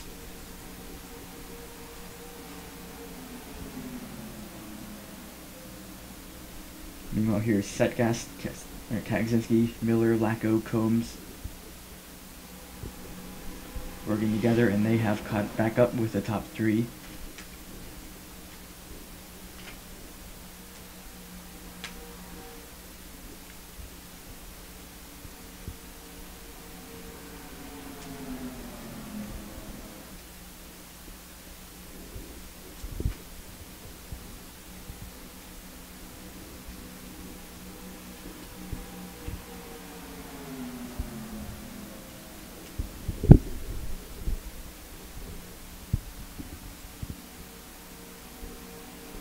And there's that slow car again, right as they got back together after she was the cause of the field getting separated. And now 5 cars. And not good for Combs. Combs does get by the 55, but he's now has a lot of work to do. Along with the teammates of Kaczynski and Miller, who have separated from the top 5 now. They now have pulled away from those 3 guys.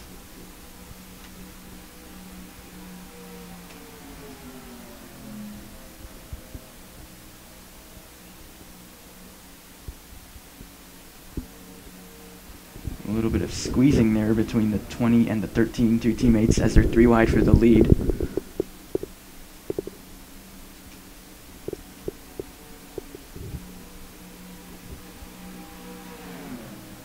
And now side by side and 3 wide behind him.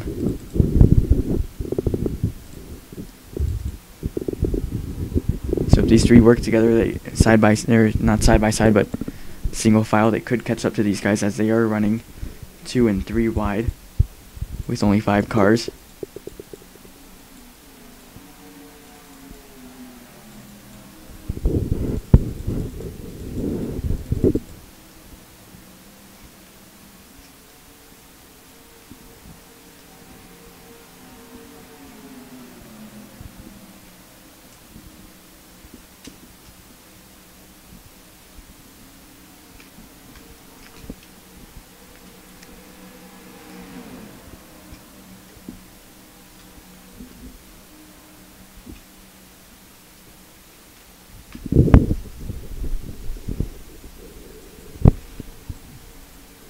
Working through lap car Benjamin, who is now going 2 laps down.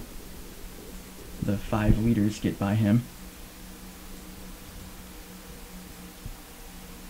And we want to see these guys go single file if they're going to catch up, but they're doing the opposite of that, going 3 wide. This pack, on the other hand, going single file, with the exception of Costanza just now going inside of Simeon.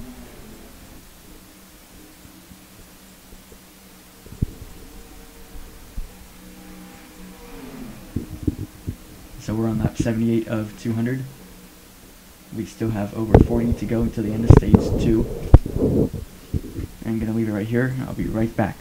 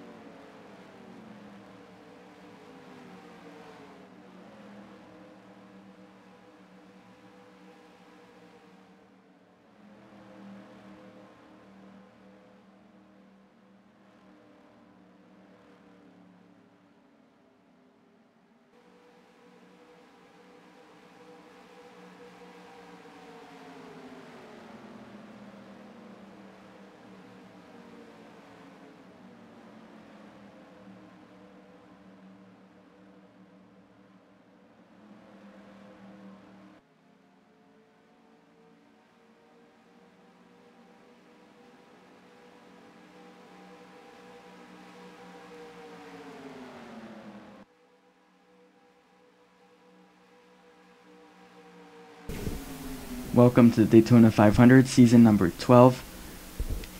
We are getting this season underway with the first race, 200 lap race at Daytona.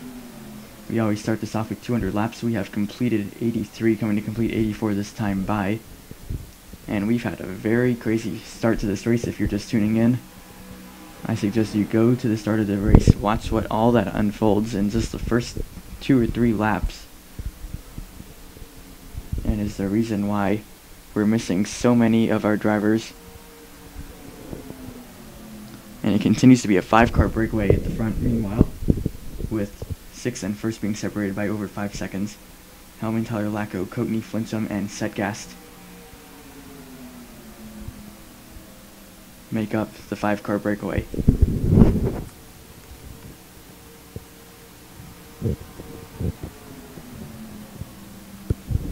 So there really isn't a whole lot to say right now. As of right now, it is just the 5 cars in the front pack, just kind of shuffling positions a little bit. Hellman has been in the lead the most, I believe. Coatney has led a couple of laps.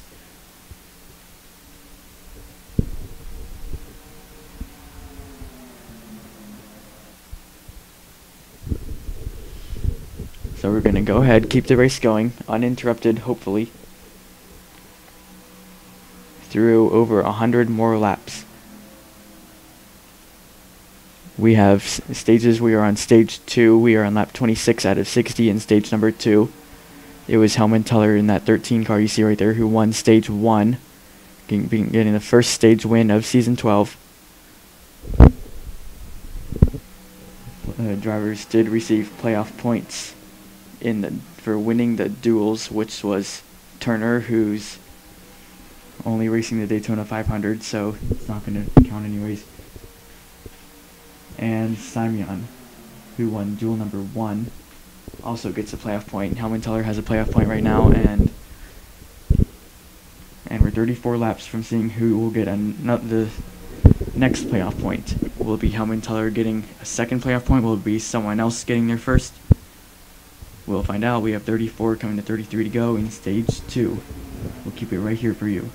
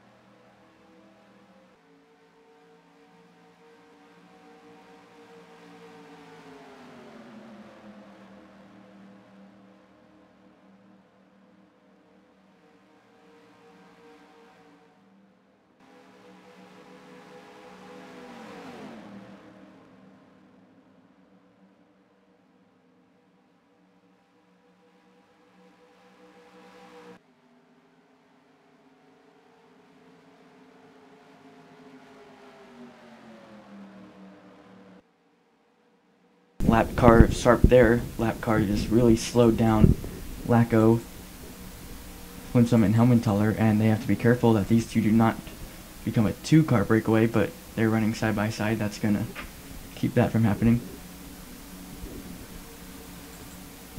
And Lacko, Flinchum, and Hellman get right back in their group, but Hellman coming to pit road. Been a while since we've last seen them on pit road. We'll see if anyone else pits.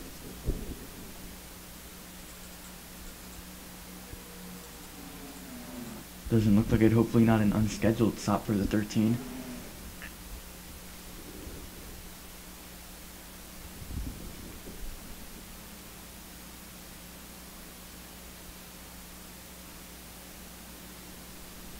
Of Helmenthaler going to change 4 tires here.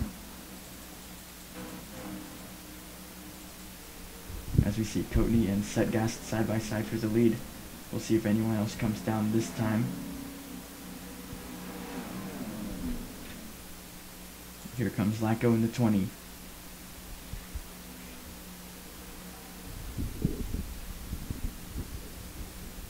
We actually did see Lacko. I think it was Helmenthaler, Lacko, and was it Coatney who all stayed out during the last caution. We also see Schenk on pit road. Lacko pitting, changing 4 tires, I would guess, is what everyone has been getting so far. Simeon in the 2 brings it to pit road as Schenk gets off.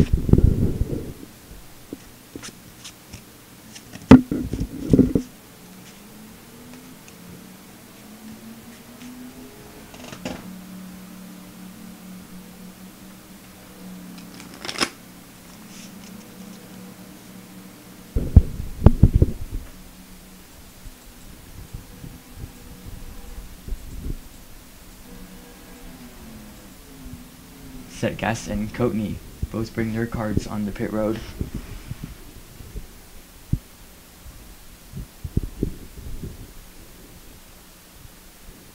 See McDuckian's pit stall, the sign down, meaning the car out of the race. Had trouble very early during the first caution.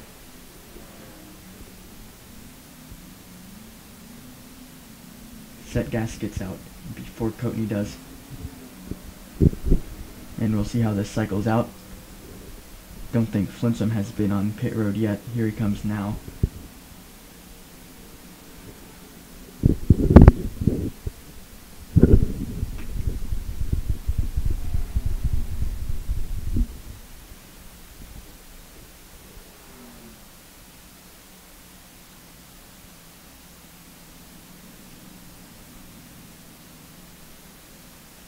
Season 7 Daytona 500 winner looking for his second 500 win.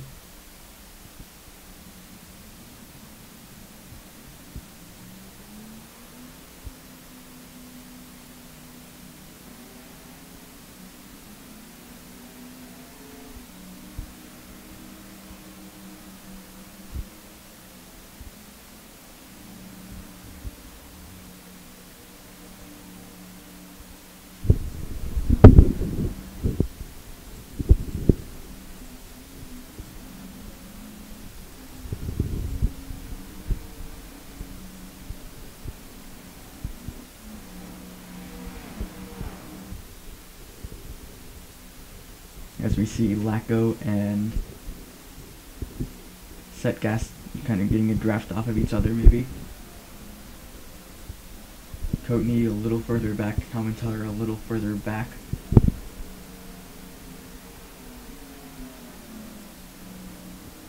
Flintsum just now getting up to speed.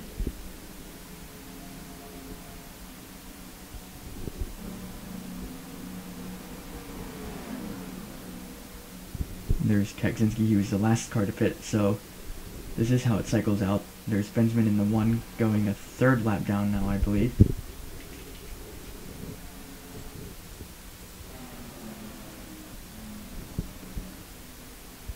Coatney in the 39 trying to catch up to this pack, but not looking too good for Helmenthaler in the 13.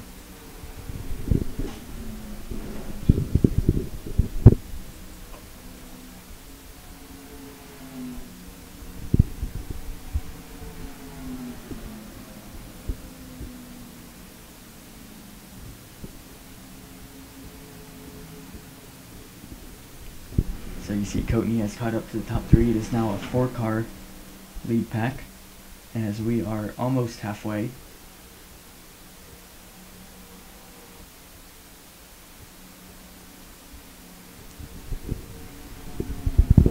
5 laps. We will have 100 complete. 100 to go. Meanwhile, I need to step away for a couple minutes. We're going to keep it right here for you. And we'll be back for the second half of the 12th running of the Daytona 500.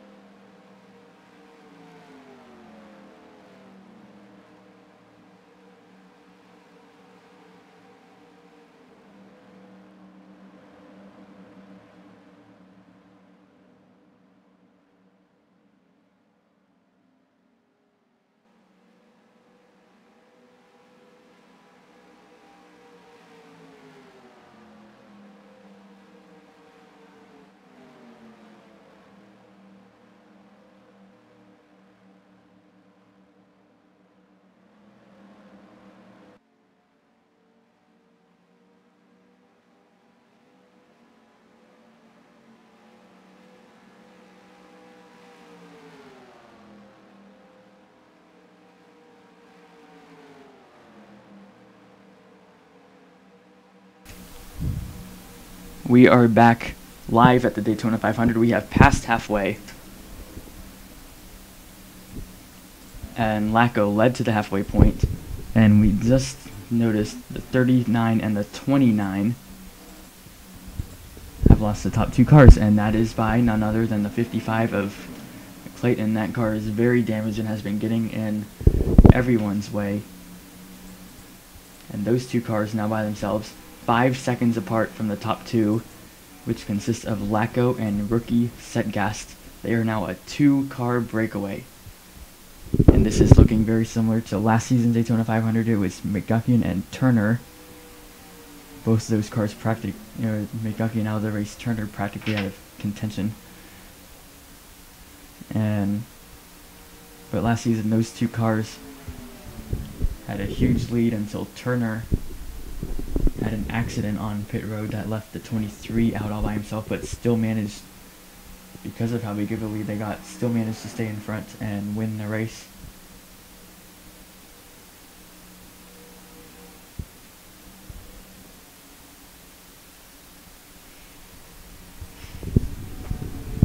So welcome to season 12. We have completed season 11 a couple of weeks ago.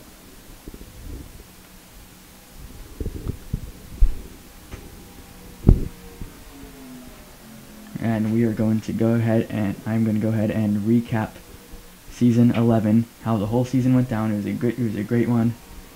It was the first time the series was on YouTube, which was obviously a big improvement to the series. And now we're on 12, the second time the series is on YouTube. As we go ahead and recap season 11, it started with the Daytona 500 as usual. And as we just mentioned, eventually McGuckin and Turner were a 2-car breakaway like you see right now. Turner got in an accident on pit road and then a caution came out. McGuckin was practically the only car in the lead lap. Coatney also was scored on the lead lap, however, he was in front of the pace car and McGuckin was all the way towards the back of the pack. However, he was still the leader, so Coatney was about 40 seconds behind McGuckin despite still being on the same lap, and McGuckin did pull it off in the end to get his second Daytona 500. We then go to Atlanta, where it was McGuckin again and Lacko. You see in the 20 car, those two cars were battling. However, an accident happened. Neither of them won the race, and it was Smith in the 6 car who got the victory. We go to Las Vegas, where Helmenthaler gets his second career win. Phoenix, McGuckin gets his second win of the season. And then we go to California, an interesting race where excuse my use of words, interesting race. Caution comes out at an interesting time. Drivers go down pit road. Some get no tires and some do change tires. Turner changed tires, had to work through the field, but he did end up winning on those new tires. So it was Turner who won that race. We then go to Martinsville, where Helmenthaler wins again. And then we went to Texas. Turner won that race. Bristol was won by Schenck. It was his only win of the season, which we found surprising. And anyway, here's that 55 again. They're going to work around the 55. We then go to Richmond, which was won by McGuckin. Talladega, which was won by Yates. McGuckin wins Kansas, and then we go to the All-Star race, which McGuckin again won the All-Star race. We then went to the normal Charlotte points race, once again won by McGuckin, so he was on a pretty nice streak there. Dover was won by Helmenthaler. We then go to Pocono, which McGuckin scored the win there again. And then Michigan was one of the best races of the season. Had a timed caution where we had pit stops happen right below the pit window. Everyone except one car ran out of gas, and that one car was Simeon in the 2, and therefore he ended up getting the victory. Sonoma, a couple different strategies, but Turner's worked the best. And then Daytona, the night race, made history. The first time a part-time driver won a race in this series. And that was Contieri, who retired from full-time racing at the end of season 10. He was one of the best in the series. He came back for 2 races, Sonoma and Daytona, came 4th at Sonoma, and then wins Daytona. There's only 2 races he entered, but what a story it was for Contieri to come back and then win at Daytona in just one of 2 races he entered in season 12. We go over to Rockingham, which was ranked as the best race in season 11. And I don't want to spoil that. If you're listening to this, I want you to go in my videos, find Rockingham, watch the last couple laps. You will be amazed at what happened in that race. I'm not going to spoil that finish for you. We had Old Spice Next won by Helmenthaler. That is a fantasy track. Indianapolis for the Brickyard 400, where Miller got his first and only win of the season. And as you see Simeon going a lap down here, that leaves now just 11 cars on the lead lap. And we're coming to 8 to go to the end of stage 2. Anyways, next race was MNRL, another fantasy track that was won by Helmenthaler. Watkins Glen won by Simeon. Michigan won by Helmenthaler. We then had Bristol, were the top 2 cars. It was Schenck and someone else, I don't remember. I think it was Helmenthaler maybe. They both got in an accident as they were 1-2, and it was Kagzinski who ended up winning that race. Darlington, that was a fun race. Coatney won it. And then Richmond, Lacko, who went so far without a win. He was the points leader. He had gotten so many top 5s but could not find a win. It just took Lacko forever. Finally got that win in the last race of the regular season. And then that's when the chase began. The chase consisted of drivers McGuckian, Lacko, Helmenthaler, Smith, Turner, Coatney, Miller, Knifley, Kagzinski, Franklin, Yates, Simeon, Otto Manelli, Schenck, Hammock, and Hoffman.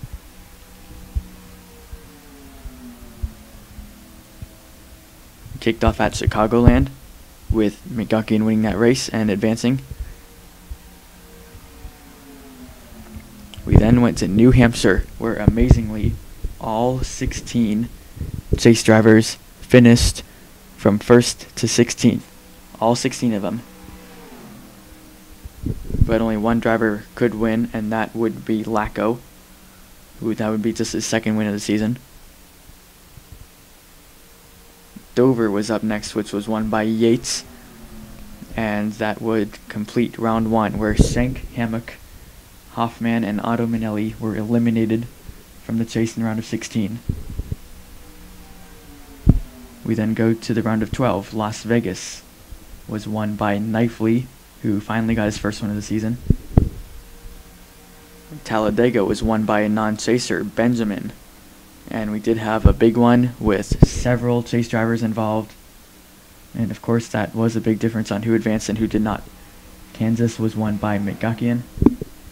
And the 4 drivers that were eliminated were Kagzinski, Franklin, Yates, and Simeon. We then go to the round of 8. By the way, only 5 Toyotas were in the whole season 11 roster. All 5 of them in the round of 8. Start off with Martinsville being won by Lacko, advancing him to the championship 4. Texas was won by Franklin, who finally got his first win of the season. He was not in the round of 8, so did not advance to Homestead. And then Phoenix was won by Yates, who also was on the championship 8.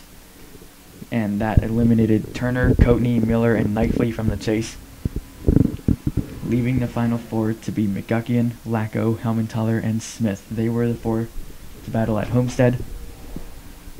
Unfortunate for Smith, got involved in an accident. He finished 4th in the standings. McGuckin dominated stage 1. It was then Lacko who took control in stage 2 and won that stage.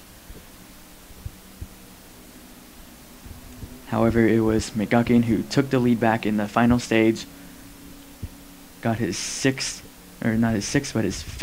championship.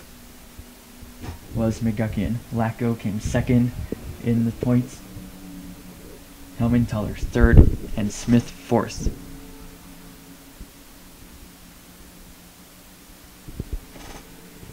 And there's a whole wrap-up of how season 11 went down, and you just saw Setgas got slowed by Clayton, and if those two cars can't get back together drafting with each other, which I think they should be able to, then they're going to be swallowed up here eventually. But we are at 3 to go. Lacko has the lead by a little under a second. The question is if Setgas will get a run on him from the draft.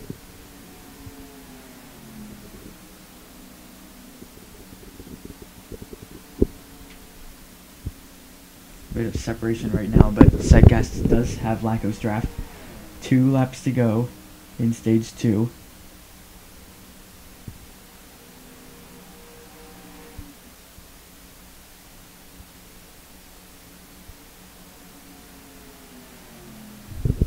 And meanwhile, we do have a pack 12 seconds back. This is all for third. Kagzinski, Kotny, Flimsum, Yates, Adams, and Miller. A couple cars further back, this is 9th, 10th, and 11th.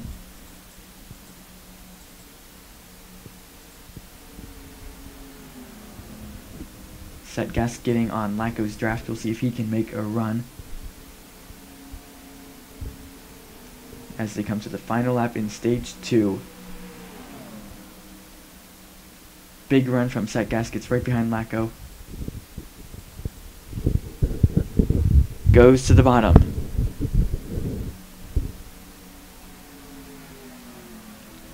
Had a great run off from Lacko coming off turn 2. And now they are door to door coming down the back straightaway. This is for the stage 2 win, for a playoff point, for 10 season points.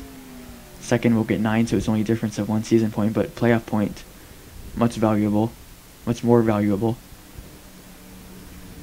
And Setgas with the advantage on the bottom, off of turn 4. He is a rookie, but he is going to be a stage winner here at Daytona in his debut. This is his first ever race, and Setgas has won stage 2. Lacko second. As we see, you're going to see Kagzinski finish third. Kotny fourth. Another rookie, Adams, comes fifth. Flimsum sixth. Miller seventh. Yates eighth. Side by side for ninth is Combs and Helmenthaler, who won stage 1. And it looks like Helmenthaler is going to get 9th and Combs 10th.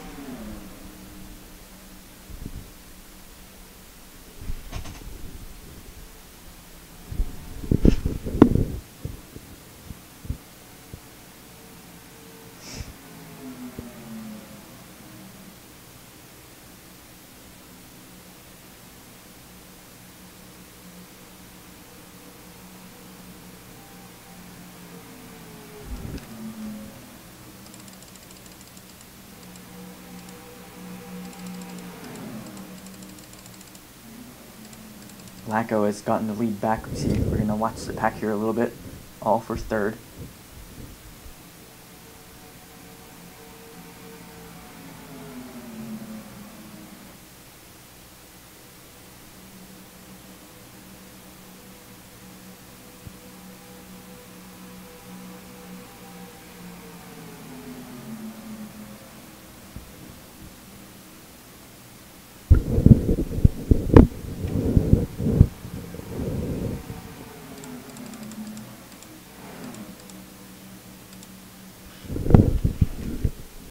So we see them line right back to how they were before. Lacko in front, Setgas second, but it was Setgas who was in front, completing lap 120, which was the end of stage 2.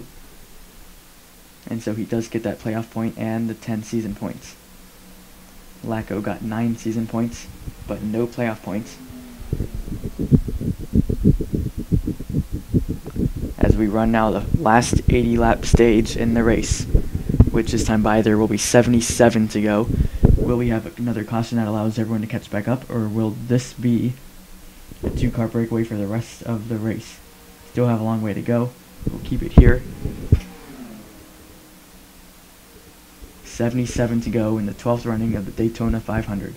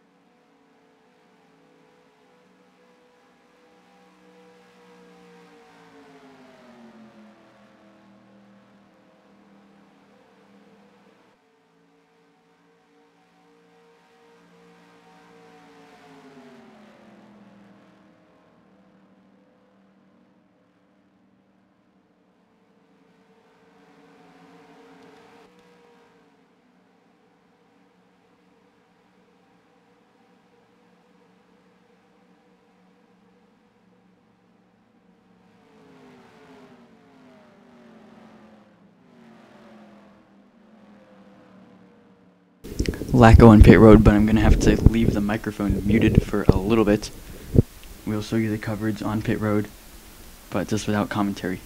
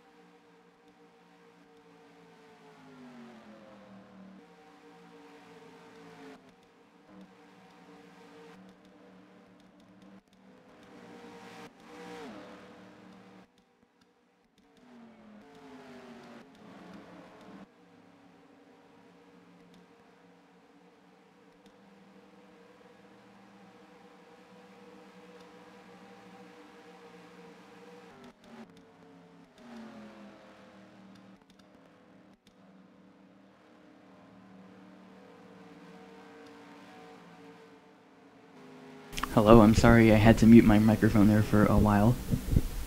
So we just completed a cycle of pit stops. It is Setgast and Lacko once again 1-2. However, they are not working together now. They are working solo. But you did see Setgast get slowed a little bit by the 55. We'll see if the same happens to Lacko. And so what's so wrong at Daytona at being out by yourself? Well, you don't have any drafting help. What does that mean?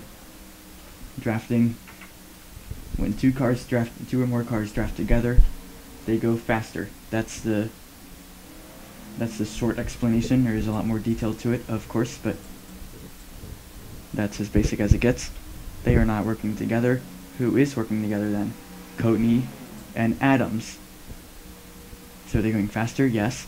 Are they going to catch up to the top two? Maybe. We also see a couple cars. Yates, Flinchum, Miller, Kagzinski, Simeon, Costanza. Bray actually is a lap down. In fact, so is Costanza and Simeon.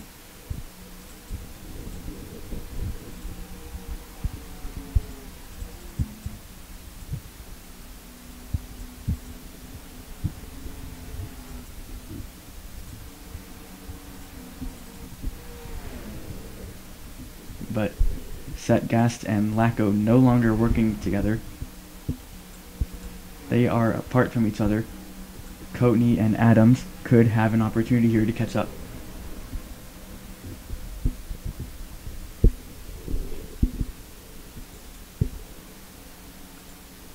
I'm curious to see Miller, Yates, Kagzinski, you see coming up, pulling up into Flinchum.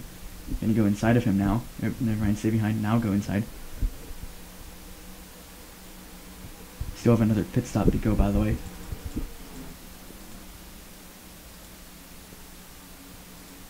At least one more. I don't remember what lap exactly it was when they were last on.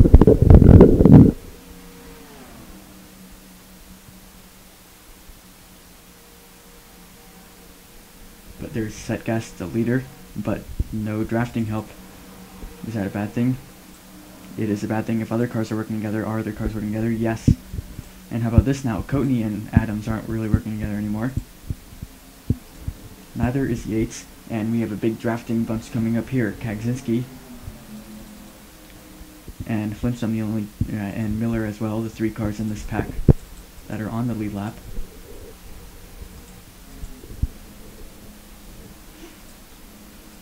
So Courtney and Adams have separated from each other.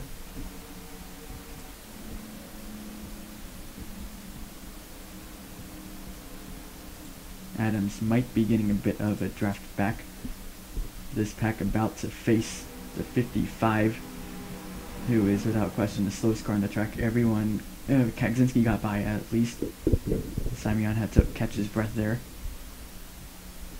Also slowing down Flinchum and Miller. Miller getting by on the outside. Flinchum stuck on the bottom. Courtney and Adams are getting back together. It's a reunion for those two.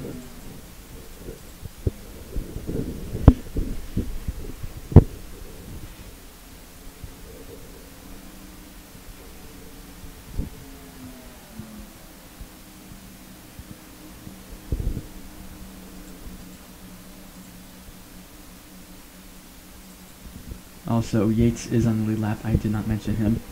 Him and Miller trying to catch Kagzinski's draft, who is out there by himself right now. But ultimately, they want to catch Adams and Courtney. That's what they wish they can do right now. It doesn't look like it's going to happen, at least for now. And Courtney has got on the draft of Lacko. We said a lot can happen. Will it be the 78 and 20 being a two-car breakaway for the rest of the race? Looks like that's going to be a no, as Courtney is catching up to Lacko.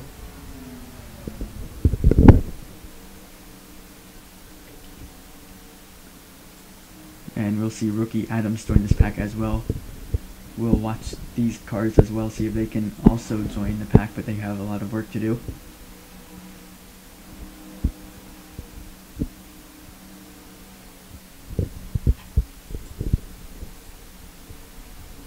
So these guys now, they are drafting. Setgast is not drafting. Still going pretty fast, however, 188, despite not having any drafting help, but these guys working together, they should slowly be reeling in that 78 car.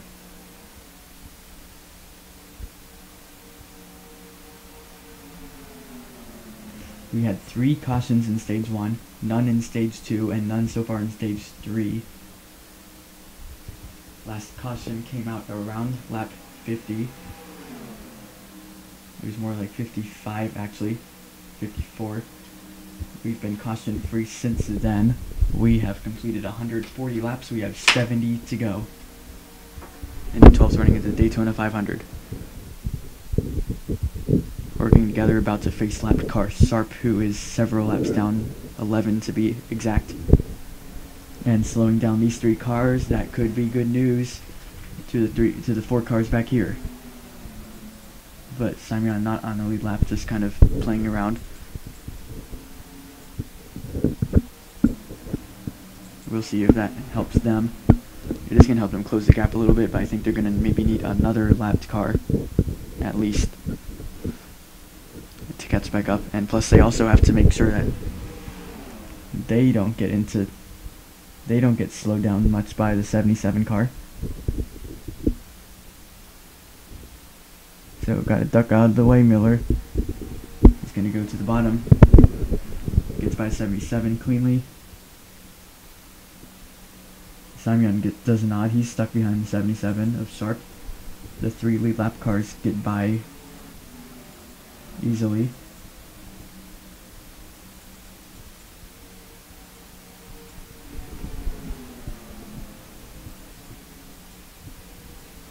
This 3-car pack working together to trying to catch the lone 78 of Setgast. 7.74 was the gap last time by. 7.74 is still the gap. I guess that was updated.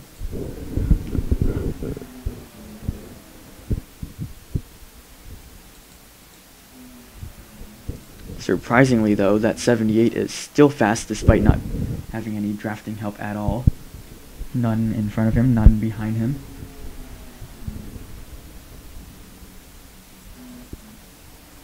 That 78 is still very, very fast even without anyone with him. These 3 cars gonna have to run single file, work together. That's right, like they're doing right now. And they have closed in about half a second there. Here comes Miller, Kagzinski, Yates, Simeon rather.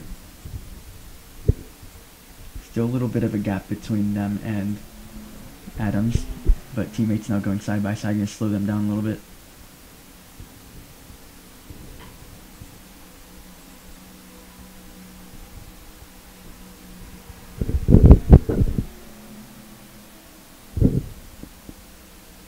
Kagzinski, the pole sitter, looking for his first Daytona 500 win. Everyone in the top 7 looking for their first Daytona 500 win. Flimsum running 8th, and about 15 seconds back is the highest running Daytona 500 winner. And this pack getting slowed by a couple of lapped cars. We'll see how that helps Kagzinski, Yates, Miller, but they have to work by them as well.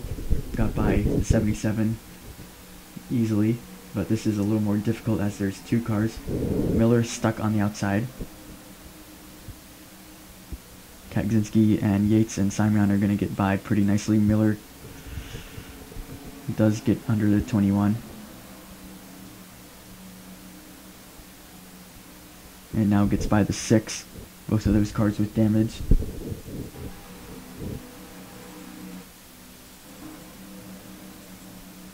Oh boy, and here comes the 55. And Kagzinski, nowhere to go, has to hit the brakes.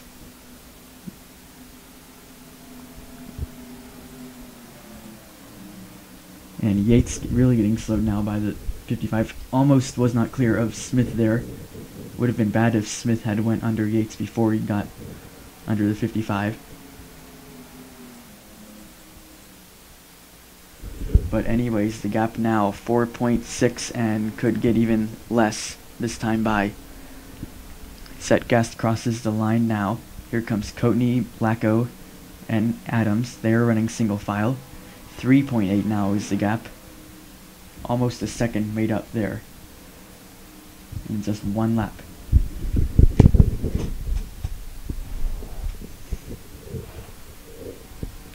We have a race now, 54 to go. Still a pit stop to come. We'll keep it right here for you.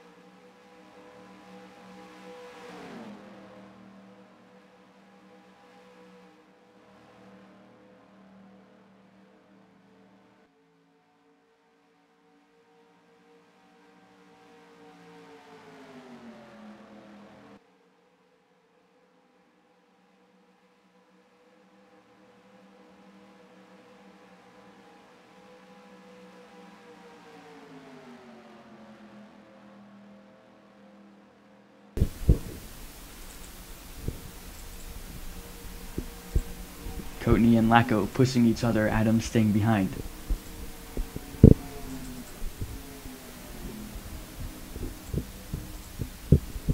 Yates has separated a bit from the three cars in front of him, but still in the draft.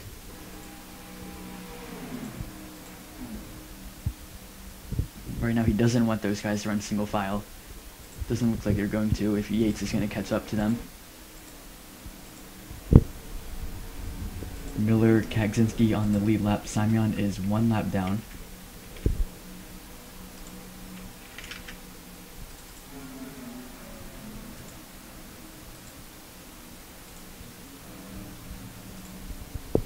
And the gap definitely under second now. There is Setgast. Here comes Coatney, Lacko, and Adams.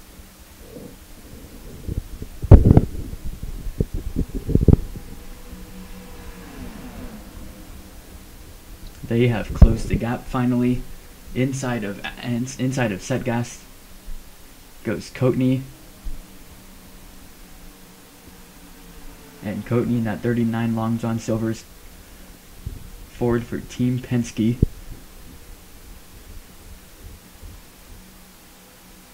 Is now the leader at the Daytona 500.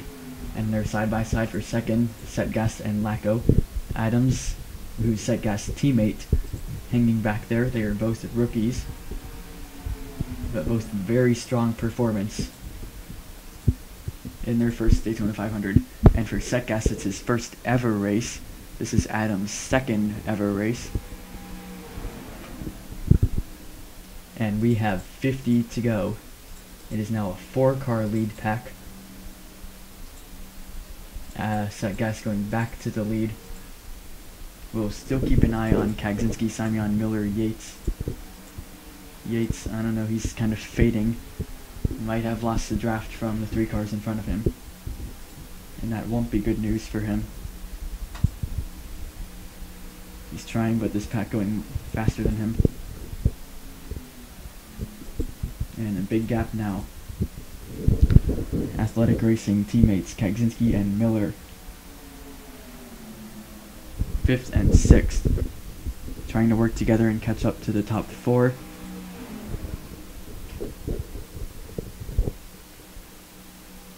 Still a lot of time. We still have a pit stop to go.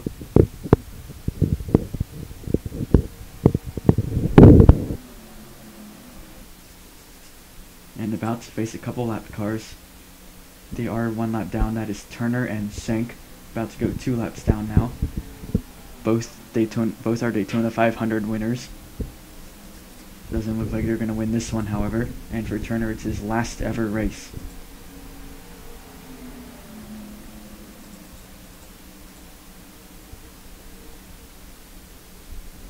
And there's Sharp in the 77, who's much slower than these two they're working by now. Looks like they're all going to get by the 3-lap cars easily. But here comes that 55, who's been everyone's issue pretty much all day. She is right now 14 laps down, about to go 15. Everyone goes to the bottom. Looks like they're all going to get by her. Clayton will drive the 55 in this race only. She will drive the 47 the rest of the season.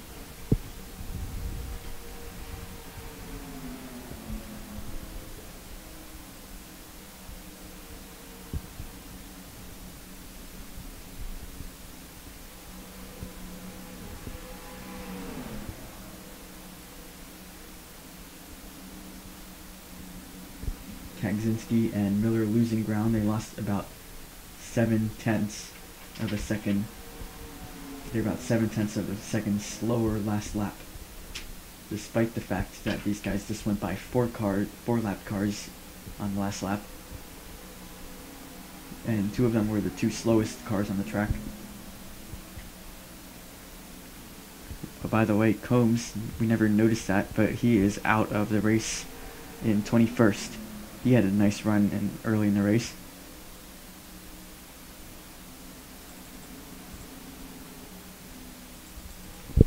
There's Benjamin, another Daytona 500 winner, has just gone 6 laps down.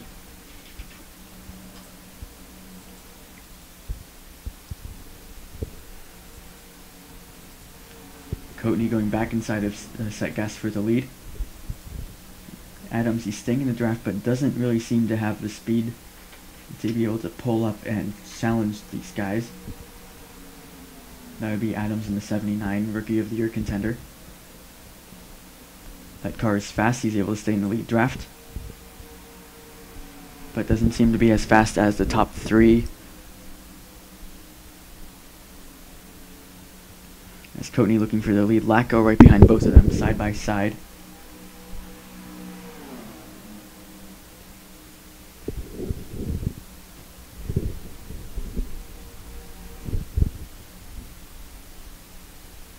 "45 laps to go."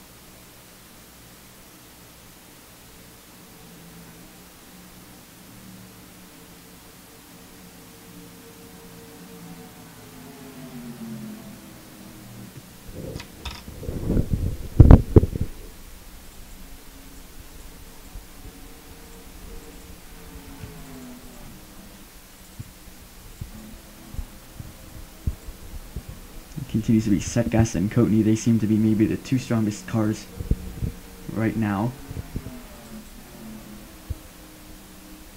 Side by side for third is Adams and Lacko. Gotta be careful, don't want to let those Coatney and Setgas pull away from the other 2, as we saw that happen earlier in this race with Setgas and Lacko.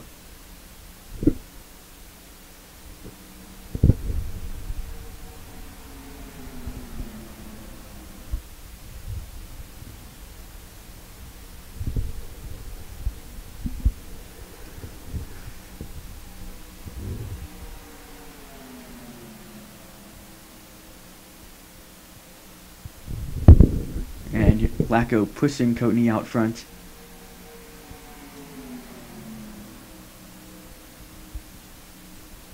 A nice push for that 39 car. Or keeping him in front rather, as Setgas was challenging him for a while. And now going by lap cars, Smith and Santanastazzo. Setgas quickly reacts, gets between Lacko and Adams.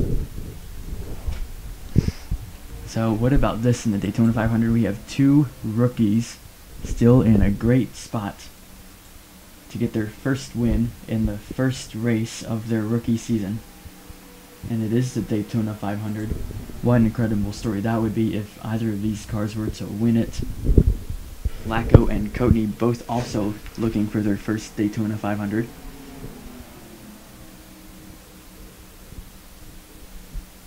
Getting by lap car Bray in the 9, who had a nice qualifying lap, but he now is scored 3 laps down in 15th. Still a solid finish for that 9 car despite being 3 laps down, because half of the field is gone. Literally. And meanwhile, looking back at this pack, no progress. In fact, the opposite. They are now 12 seconds behind the leaders.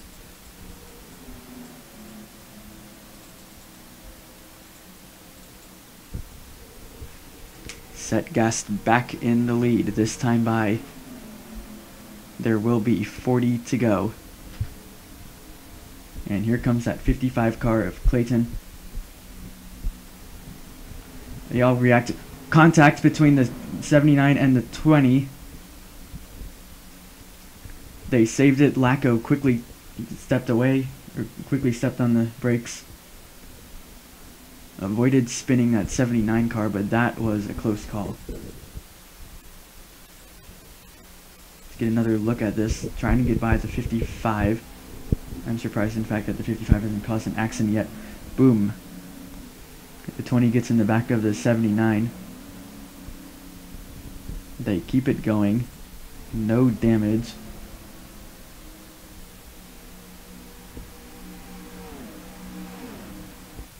Setgast once again out there on his own.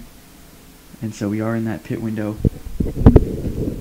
When they come down pit road, it should be the final stop of the day.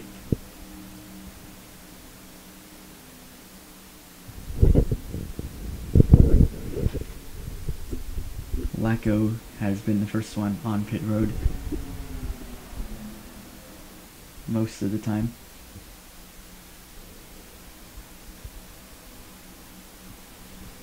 Coatney, Lacko, and Adams line back up. I'm trying to catch that 78, which they will do. Coatney inside of Setgast, getting the lead back.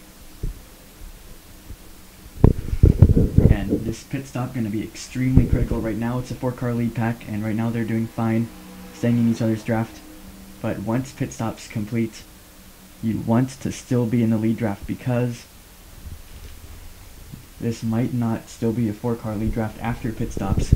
It might be 3, it might be 2, or we might see what we saw after the last pit stop with Setgast out there by himself. Everyone was able to catch up to him.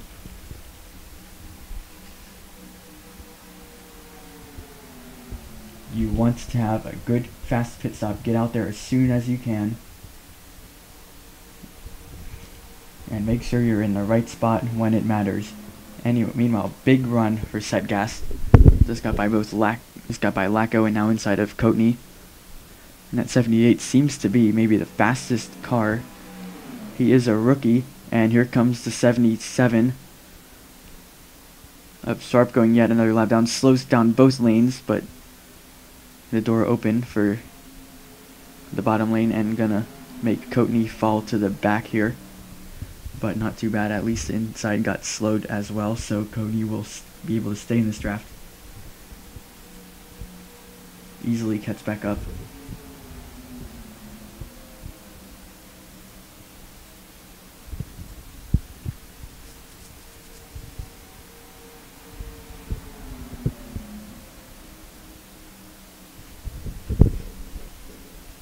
Pit stops are going to be coming very soon, and believe me, they are going to be the game changer.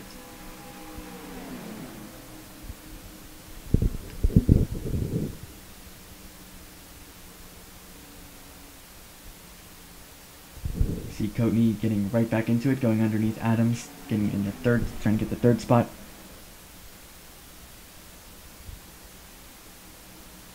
Adams does seem to be the weak link in this lead draft pack. but he is hanging in there. However, he has been the one in fourth most of the time, just like he's getting back into right now. Setgas has been in third, or has been in front most of the time, and Lacko is going to be the first one to come down. No mistakes. Must have a fast pit stop. Lacko must get out there as fast as he can. Good call for him to come down early. Not gonna have to be slowed by other cars on pit road. What will the call be? Will it be 2 tires, 4 tires? Looks like 4 tires on the 20 car. Looking for his first Daytona 500 win. Quick stop, gets back out there.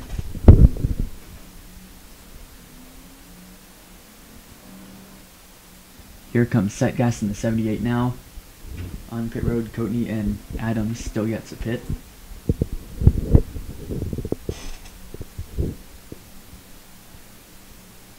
Adams looking for first career win in first career start.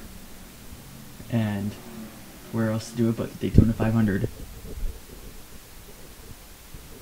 Lacko changed 4 tires. Will Setgas do the same? At least he needs to fill with fuel. We still have a good 34 to go, which is a little under the pit window. Quick stop for Setgas.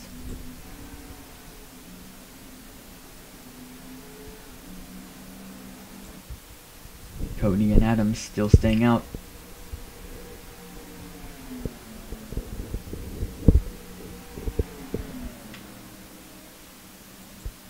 There's Lacko in the 20 right there. Can't get a draft on Coatney and Adams. We'll see where he comes out compared to Setgas. There's Lacko here. Setgas coming on the track now. Coatney and Adams will get by. No, Adams gets in front of his teammate. Here comes Coatney down pit road now. Adams as well. And just like we saw last time, Setgas ahead of Lacko. But not by that much. In fact, Lacko is catching his draft.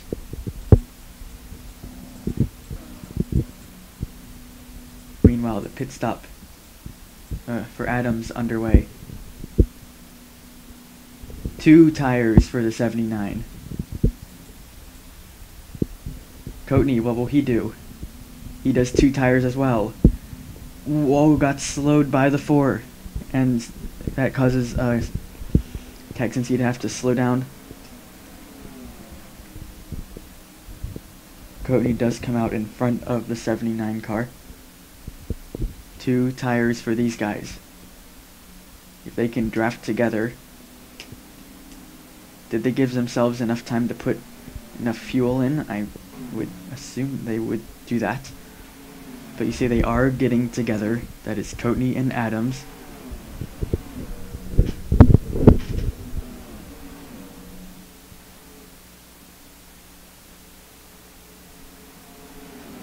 Two tires, but it doesn't matter in my opinion. If they change 4 tires in the last stop, they should be fine. And you see the gap between 39 and 79, and between the gap between these two and the other two. Miller and Yates still get to pit as Adams gets by Coatney here.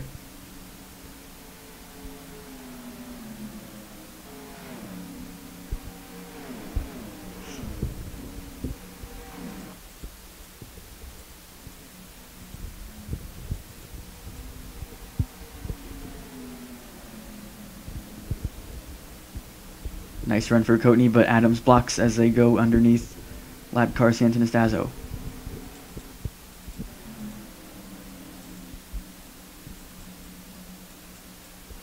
Meanwhile, here's Lacko and Setgas pretty far back compared to the top two.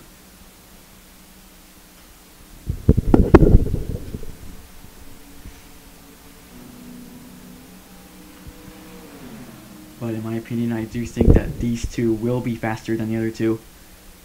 The question is just a matter of time, and the lap cars will also play a big part in these final laps. Can they catch up to Courtney and Adams? Courtney Adams decided to change only 2 tires. Good thing that 2 of them did. Otherwise, it would be one or the other out there by themselves without any drafting help. And also, these two are trading positions a lot. We just saw them go side by side. They're off turn 4. The gap between the leader and third, which is Lacko, is 7.4 seconds. We will keep an eye on that.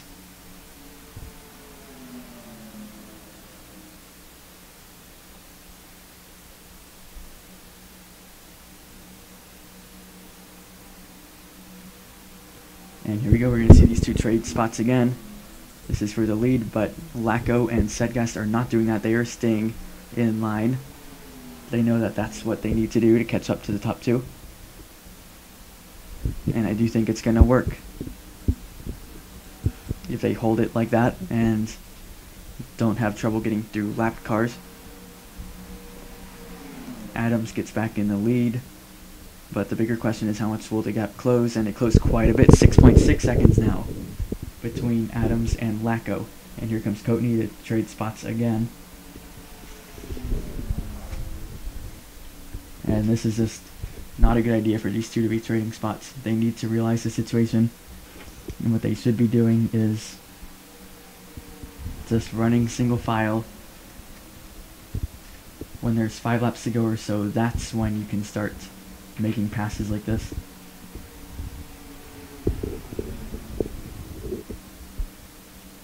But with 28 to go, you're just letting the cars behind you catch up. There's Helmenthaler, who might help, and they're also going to catch Knifley. These guys could play a big part in these final laps.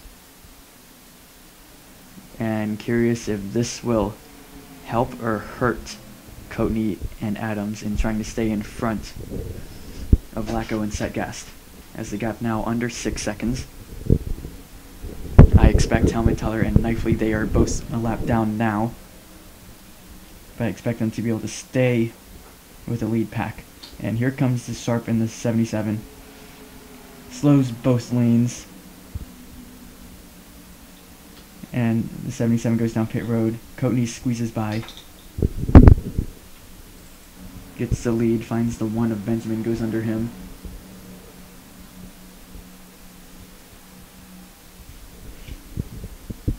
Has to be careful. He don't want to get too far away, which it looks like what he's doing. But luckily, Knifley and Helmenthaler are going to save him as they are working together.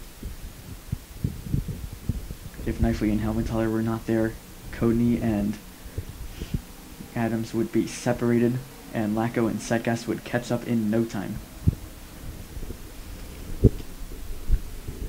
There goes that 55, slowed down Courtney there, also slowing Knifley and Helmenthaler as they're going side by side behind the 55. Adams right behind them as well. And of course, did not go in the line where the 55 was, but had the 13 in front who was slow. 13 did get in front of the 55. Meanwhile, here's Lacko and Setgast just minding their own business, running single file, pushing as hard as they can. 4.3 seconds, they're catching up without a question. Unless something crazy happens, no way that the 20 and the 78 do not catch up to the top two. It just has to happen. It's gonna happen soon too, within the next 5 to 10 laps. You see, they're gonna easily get by the 55, no problems for them.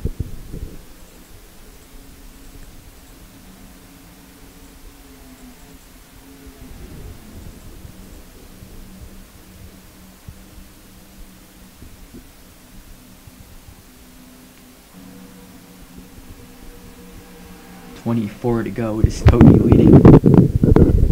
Adams behind him in second. Coatney's not really worried about Adams, he's more worried about Lacko and Setgast. They are the two on the charge. They are flying. 2.3 seconds is the gap. Once they catch this draft on this 4-car pack, they're gonna come up there, and looks like they have. You see the speed, 193.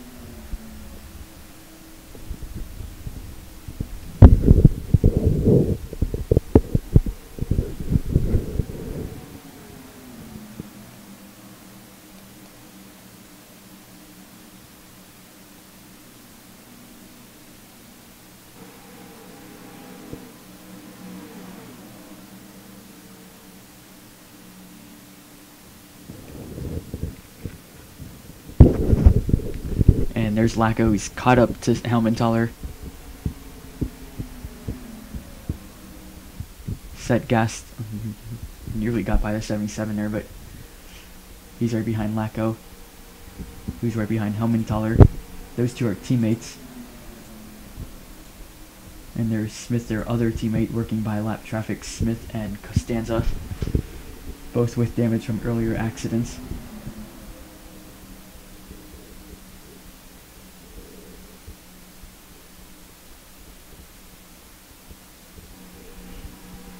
So 3 wide in front of Lacko and Setgast. That does not help them, but they are pushing Helmenthaler into 13. That 13 is fast, despite being a 1 lap down. And meanwhile, Adams has taken the lead from Coatney, as Helmenthaler is inside of Coatney. Keep in mind the 13 and the 48 are not on the lead lap. But they are 3 wide for second now, and 3 wide up front. Adams in between 2 lap cars, but with 3 lead lap cars behind him. And there's his teammate Adams, or Setgast rather, going to the bottom. And with 20 to go, it is 3 wide for the lead at the Daytona 500.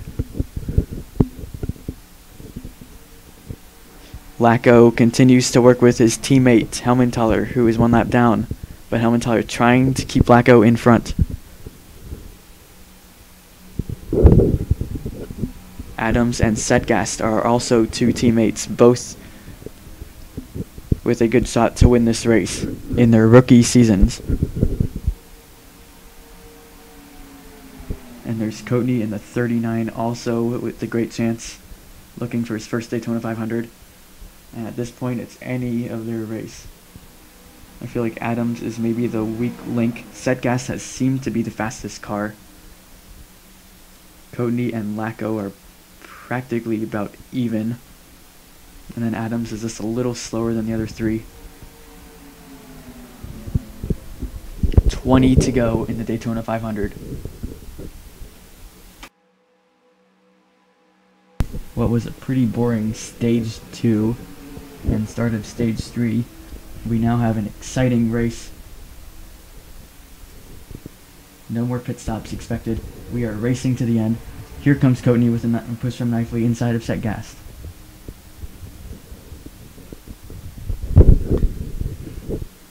Adams behind Knifley. That is a season 12 veteran versus, or 12 season veteran versus a rookie in his first, or actually his second race, but his first Daytona 500. And Knifley, this is his 12th Daytona 500.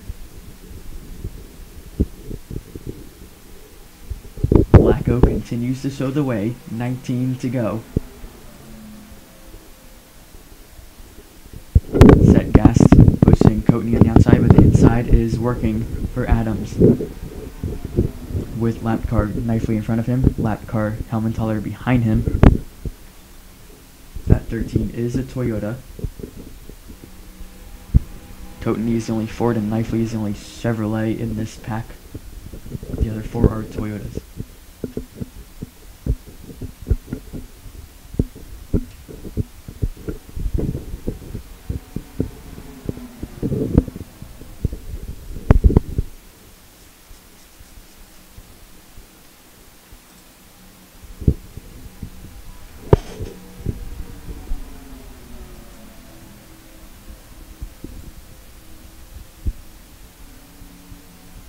Setgas goes to the bottom, Coatney behind him. Adams in fourth. Kind of stuck in the box there between Helmenthaler and Knifley. But here comes Setgas with a big run from Coatney.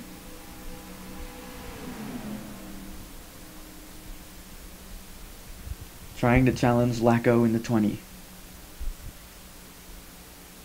Lacko in his 4th Daytona 500, Coatney in his 12th.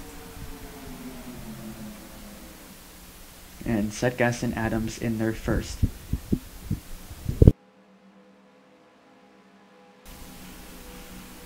Knifley puts them 3 wide for the 2nd position, as Coatney has gone under Adams. Whoa, slow car, slow down Lacko. That's Santanastazzo in the 21. But Lacko continues to lead. Knifley now pushing him. Careful, do not let a breakaway happen. Setgas stuck outside of Santanastazzo. Has to hurry up, get himself back in the draft.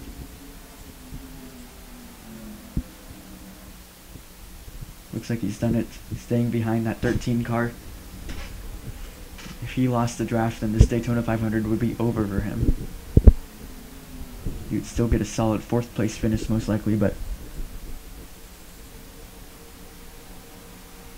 winning obviously is what everyone wants. Who doesn't want to win this race? And Coatney going under Knifley. That is a lapped car. There's Adams in the 79. They're in 3rd.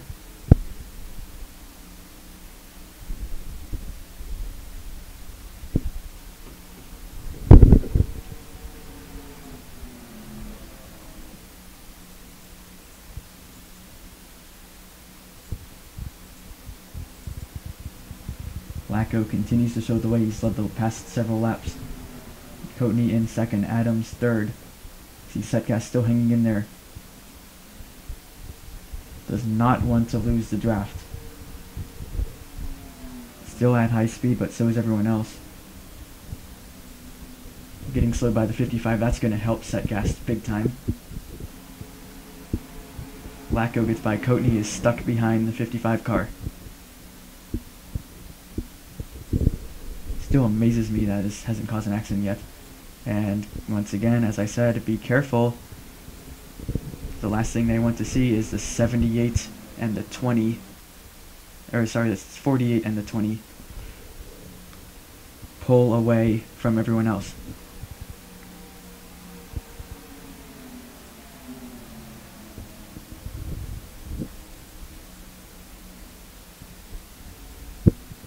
Adams in danger of losing this lead draft now. Trying to stay with the cars in front of him.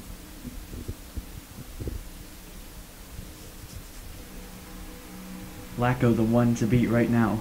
Coatney and Setgas. Looks like Adams doing his best trying to stay in this draft. He was his teammate Setgas, who was at risk a couple laps ago but managed to get back in it. Adams now at risk of losing this draft, following his teammate Setgas in the 78. 192 miles per hour for Adams. Coatney back behind Knifley, goes inside of him.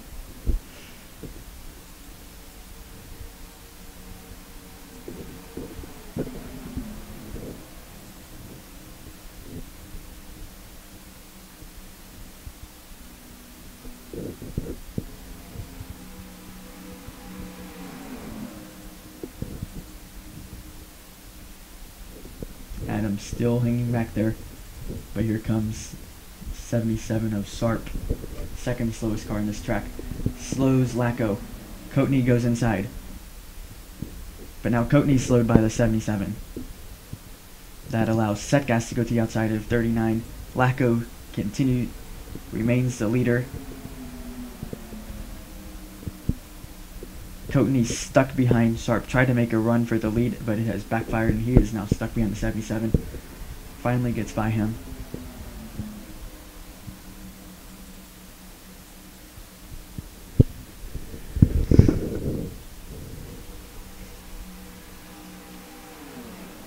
11 to go.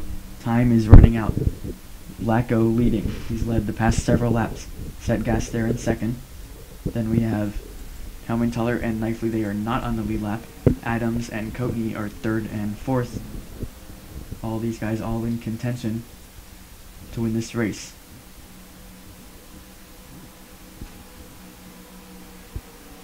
If a caution were to come out soon, it would have to come out soon, otherwise the race would under yellow. Then add Kaczynski, Miller, Flinchum, and Yates to that list. Look at Helmenthaler getting by Setgast. He's trying to help his teammate Lacko. Does not want to let the 78 win. I think Knifley's pretty neutral in this. Doesn't really have a favorite. I think he's battling Helmenthaler actually for that 9th spot. Helmenthaler trying to hold on to 9th and keep his teammate Lacko in front at the same time.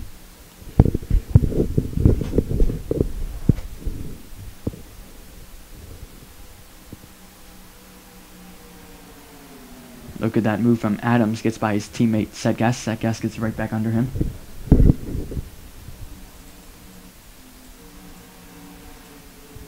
Coatney hanging back there now. And if you're Setgast, this has to be frustrating because these 2 lap cars are being an interference for everyone else trying to catch up to Lacko. We are at 9 to go.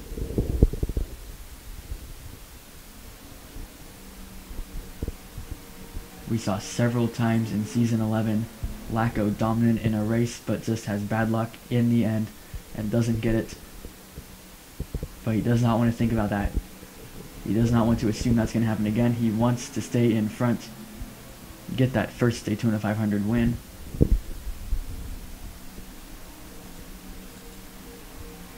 Has to deal with Setgast, Coatney, and Adams as they're working by Benjamin in the 1, who is several laps down. That's gonna slow off Helmenthaler, Knifley, and Adams. Adams has to get down now, has to quickly get down or else he's gonna lose the draft.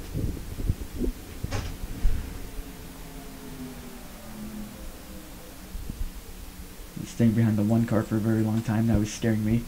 Now everyone running single file right now. As they got split up a little bit, but everyone's still in each other's draft.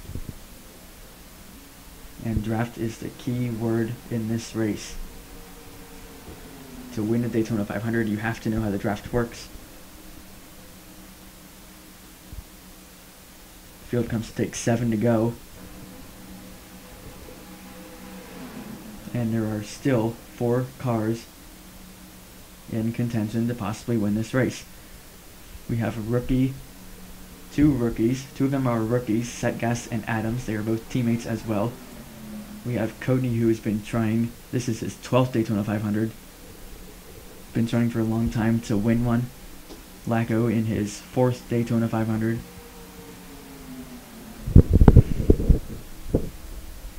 Lacko also looking for his first plate win. Coatney has won Talladega 2 times, never Daytona. Talladega, in fact, is where Coatney got his first career win.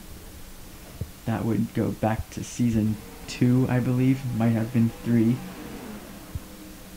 And oh boy, look ahead of the leaders. 6 to go. Not much right now. We have 2 fast lap cars in this mix. But look what's ahead. We're about to get a mouthful of them in these closing laps. And it starts now with the 55 and the 21. Lacko and Coatney get by that easily. Everyone else, however, stuck behind the slow cars. That includes Setgast and Adams. Knifley, Helmenthaler, the 2 lap cars. They are stuck behind those cars, cannot get by as they are running side by side, and that might end the race for both the 78 and the 79.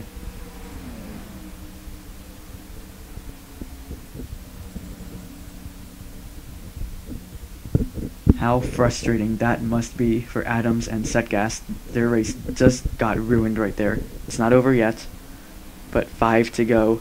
time is running out. Their race just got practically destroyed by two cars who are several laps down. The 55 is 20 laps down, the 21 is 12 laps down. And that may have cost them the race. And look at Lacko. Guess what? He has found two more cars who are just now gone one lap down.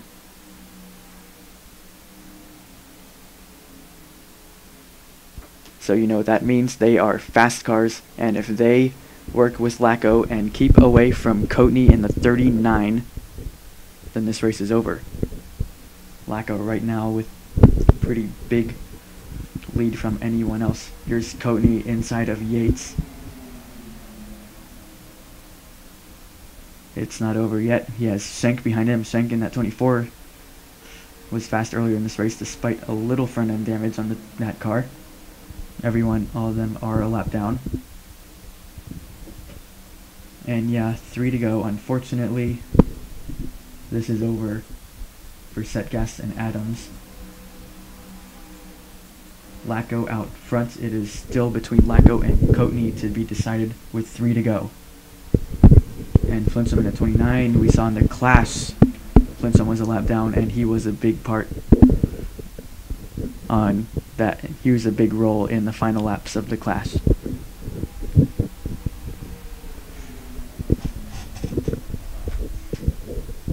Flintstone is currently running 7th. He is 1 lap down and has a Daytona 500 win.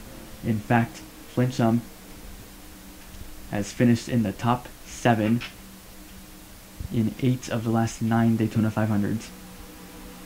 And he's trying to do that again. Has Yates behind him, who could potentially finish 7th as well. But we are at 2 to go. Here comes the lap car, Sharp. Slowed down Lacko a little bit, but stays in front of Coatney. Coatney now right behind Lacko though.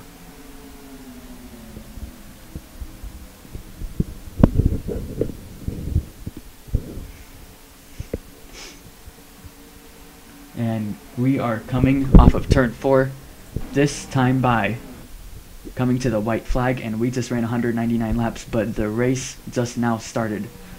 Lacko in front of Coatney, both of them looking for their first Daytona 500 win.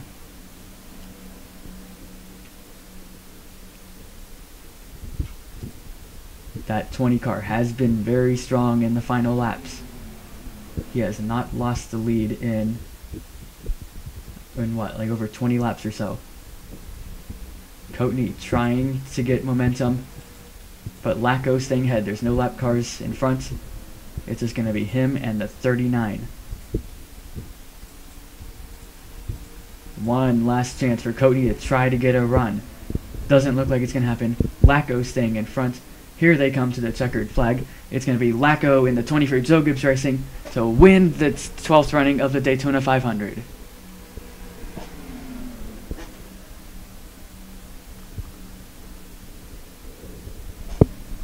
And what a race, and what a exciting finish. He's led the last several laps despite having all this chaos going on behind him. Coatney back-to-back second place finishes in the Daytona 500. Flintstone wanted to come 7th but ended up 8th.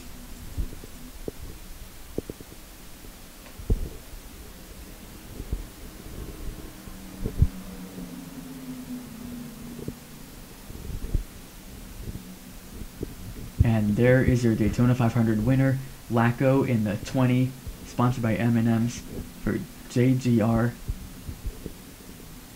Great race for that 20 car. He was easily one of, if not the fastest cars today. Outstanding run also for our rookies, Adams, who finished 3rd, and Sedgast, who finished 4th. Our pole sitter, Kagzinski, got 5th. Miller 6th. Yates 7th. Yates 7th, I kind of butchered that. Blinchum 8th, Knifley 9th, and Helmenthaler 10th. We will show you the full results here. Only 6 cars finished on the lead lap. Only 20 cars finished the race at all, as we had an insane start to this race, which took out almost half the field, and then we did actually end up losing half the field. Here's the rest of the car. Here's the rest of the results. 20 cars did not finish this race. And also, you just saw the 98 go by there for Turner, who just finished his final start. What a career for Turner. He will be missed, but this was his final race. Turner stepping away from the series starting now. Congratulations to Lacko, and a great run for Coatney and the teammates, the rookie teammates of Adams and Setgast, finished 3rd and 4th. Top 5 in your first Daytona 500, that has to feel good. Obviously they won that win, and it kind of got blown with those lap cars in the final laps. But that has to be better than what they were expecting. And for Lacko, I don't know what he was expecting, but he did end up winning. He is the Season 12 Daytona 500 winner. What a great start to this season. Great speed weeks. We have Atlanta. Don't know when that's going to be. Could be tomorrow. If it is tomorrow, it will be at 4 o'clock p.m. Eastern Time. But I don't know for sure. I'll post on my channel when the next race will be. You'll see it in the upcoming live stream section when I determine when the next race will be. But for Lacko, Season 12 Daytona 500 winner, congratulations to him. And we will see you next time for the continuation of this season at Atlanta.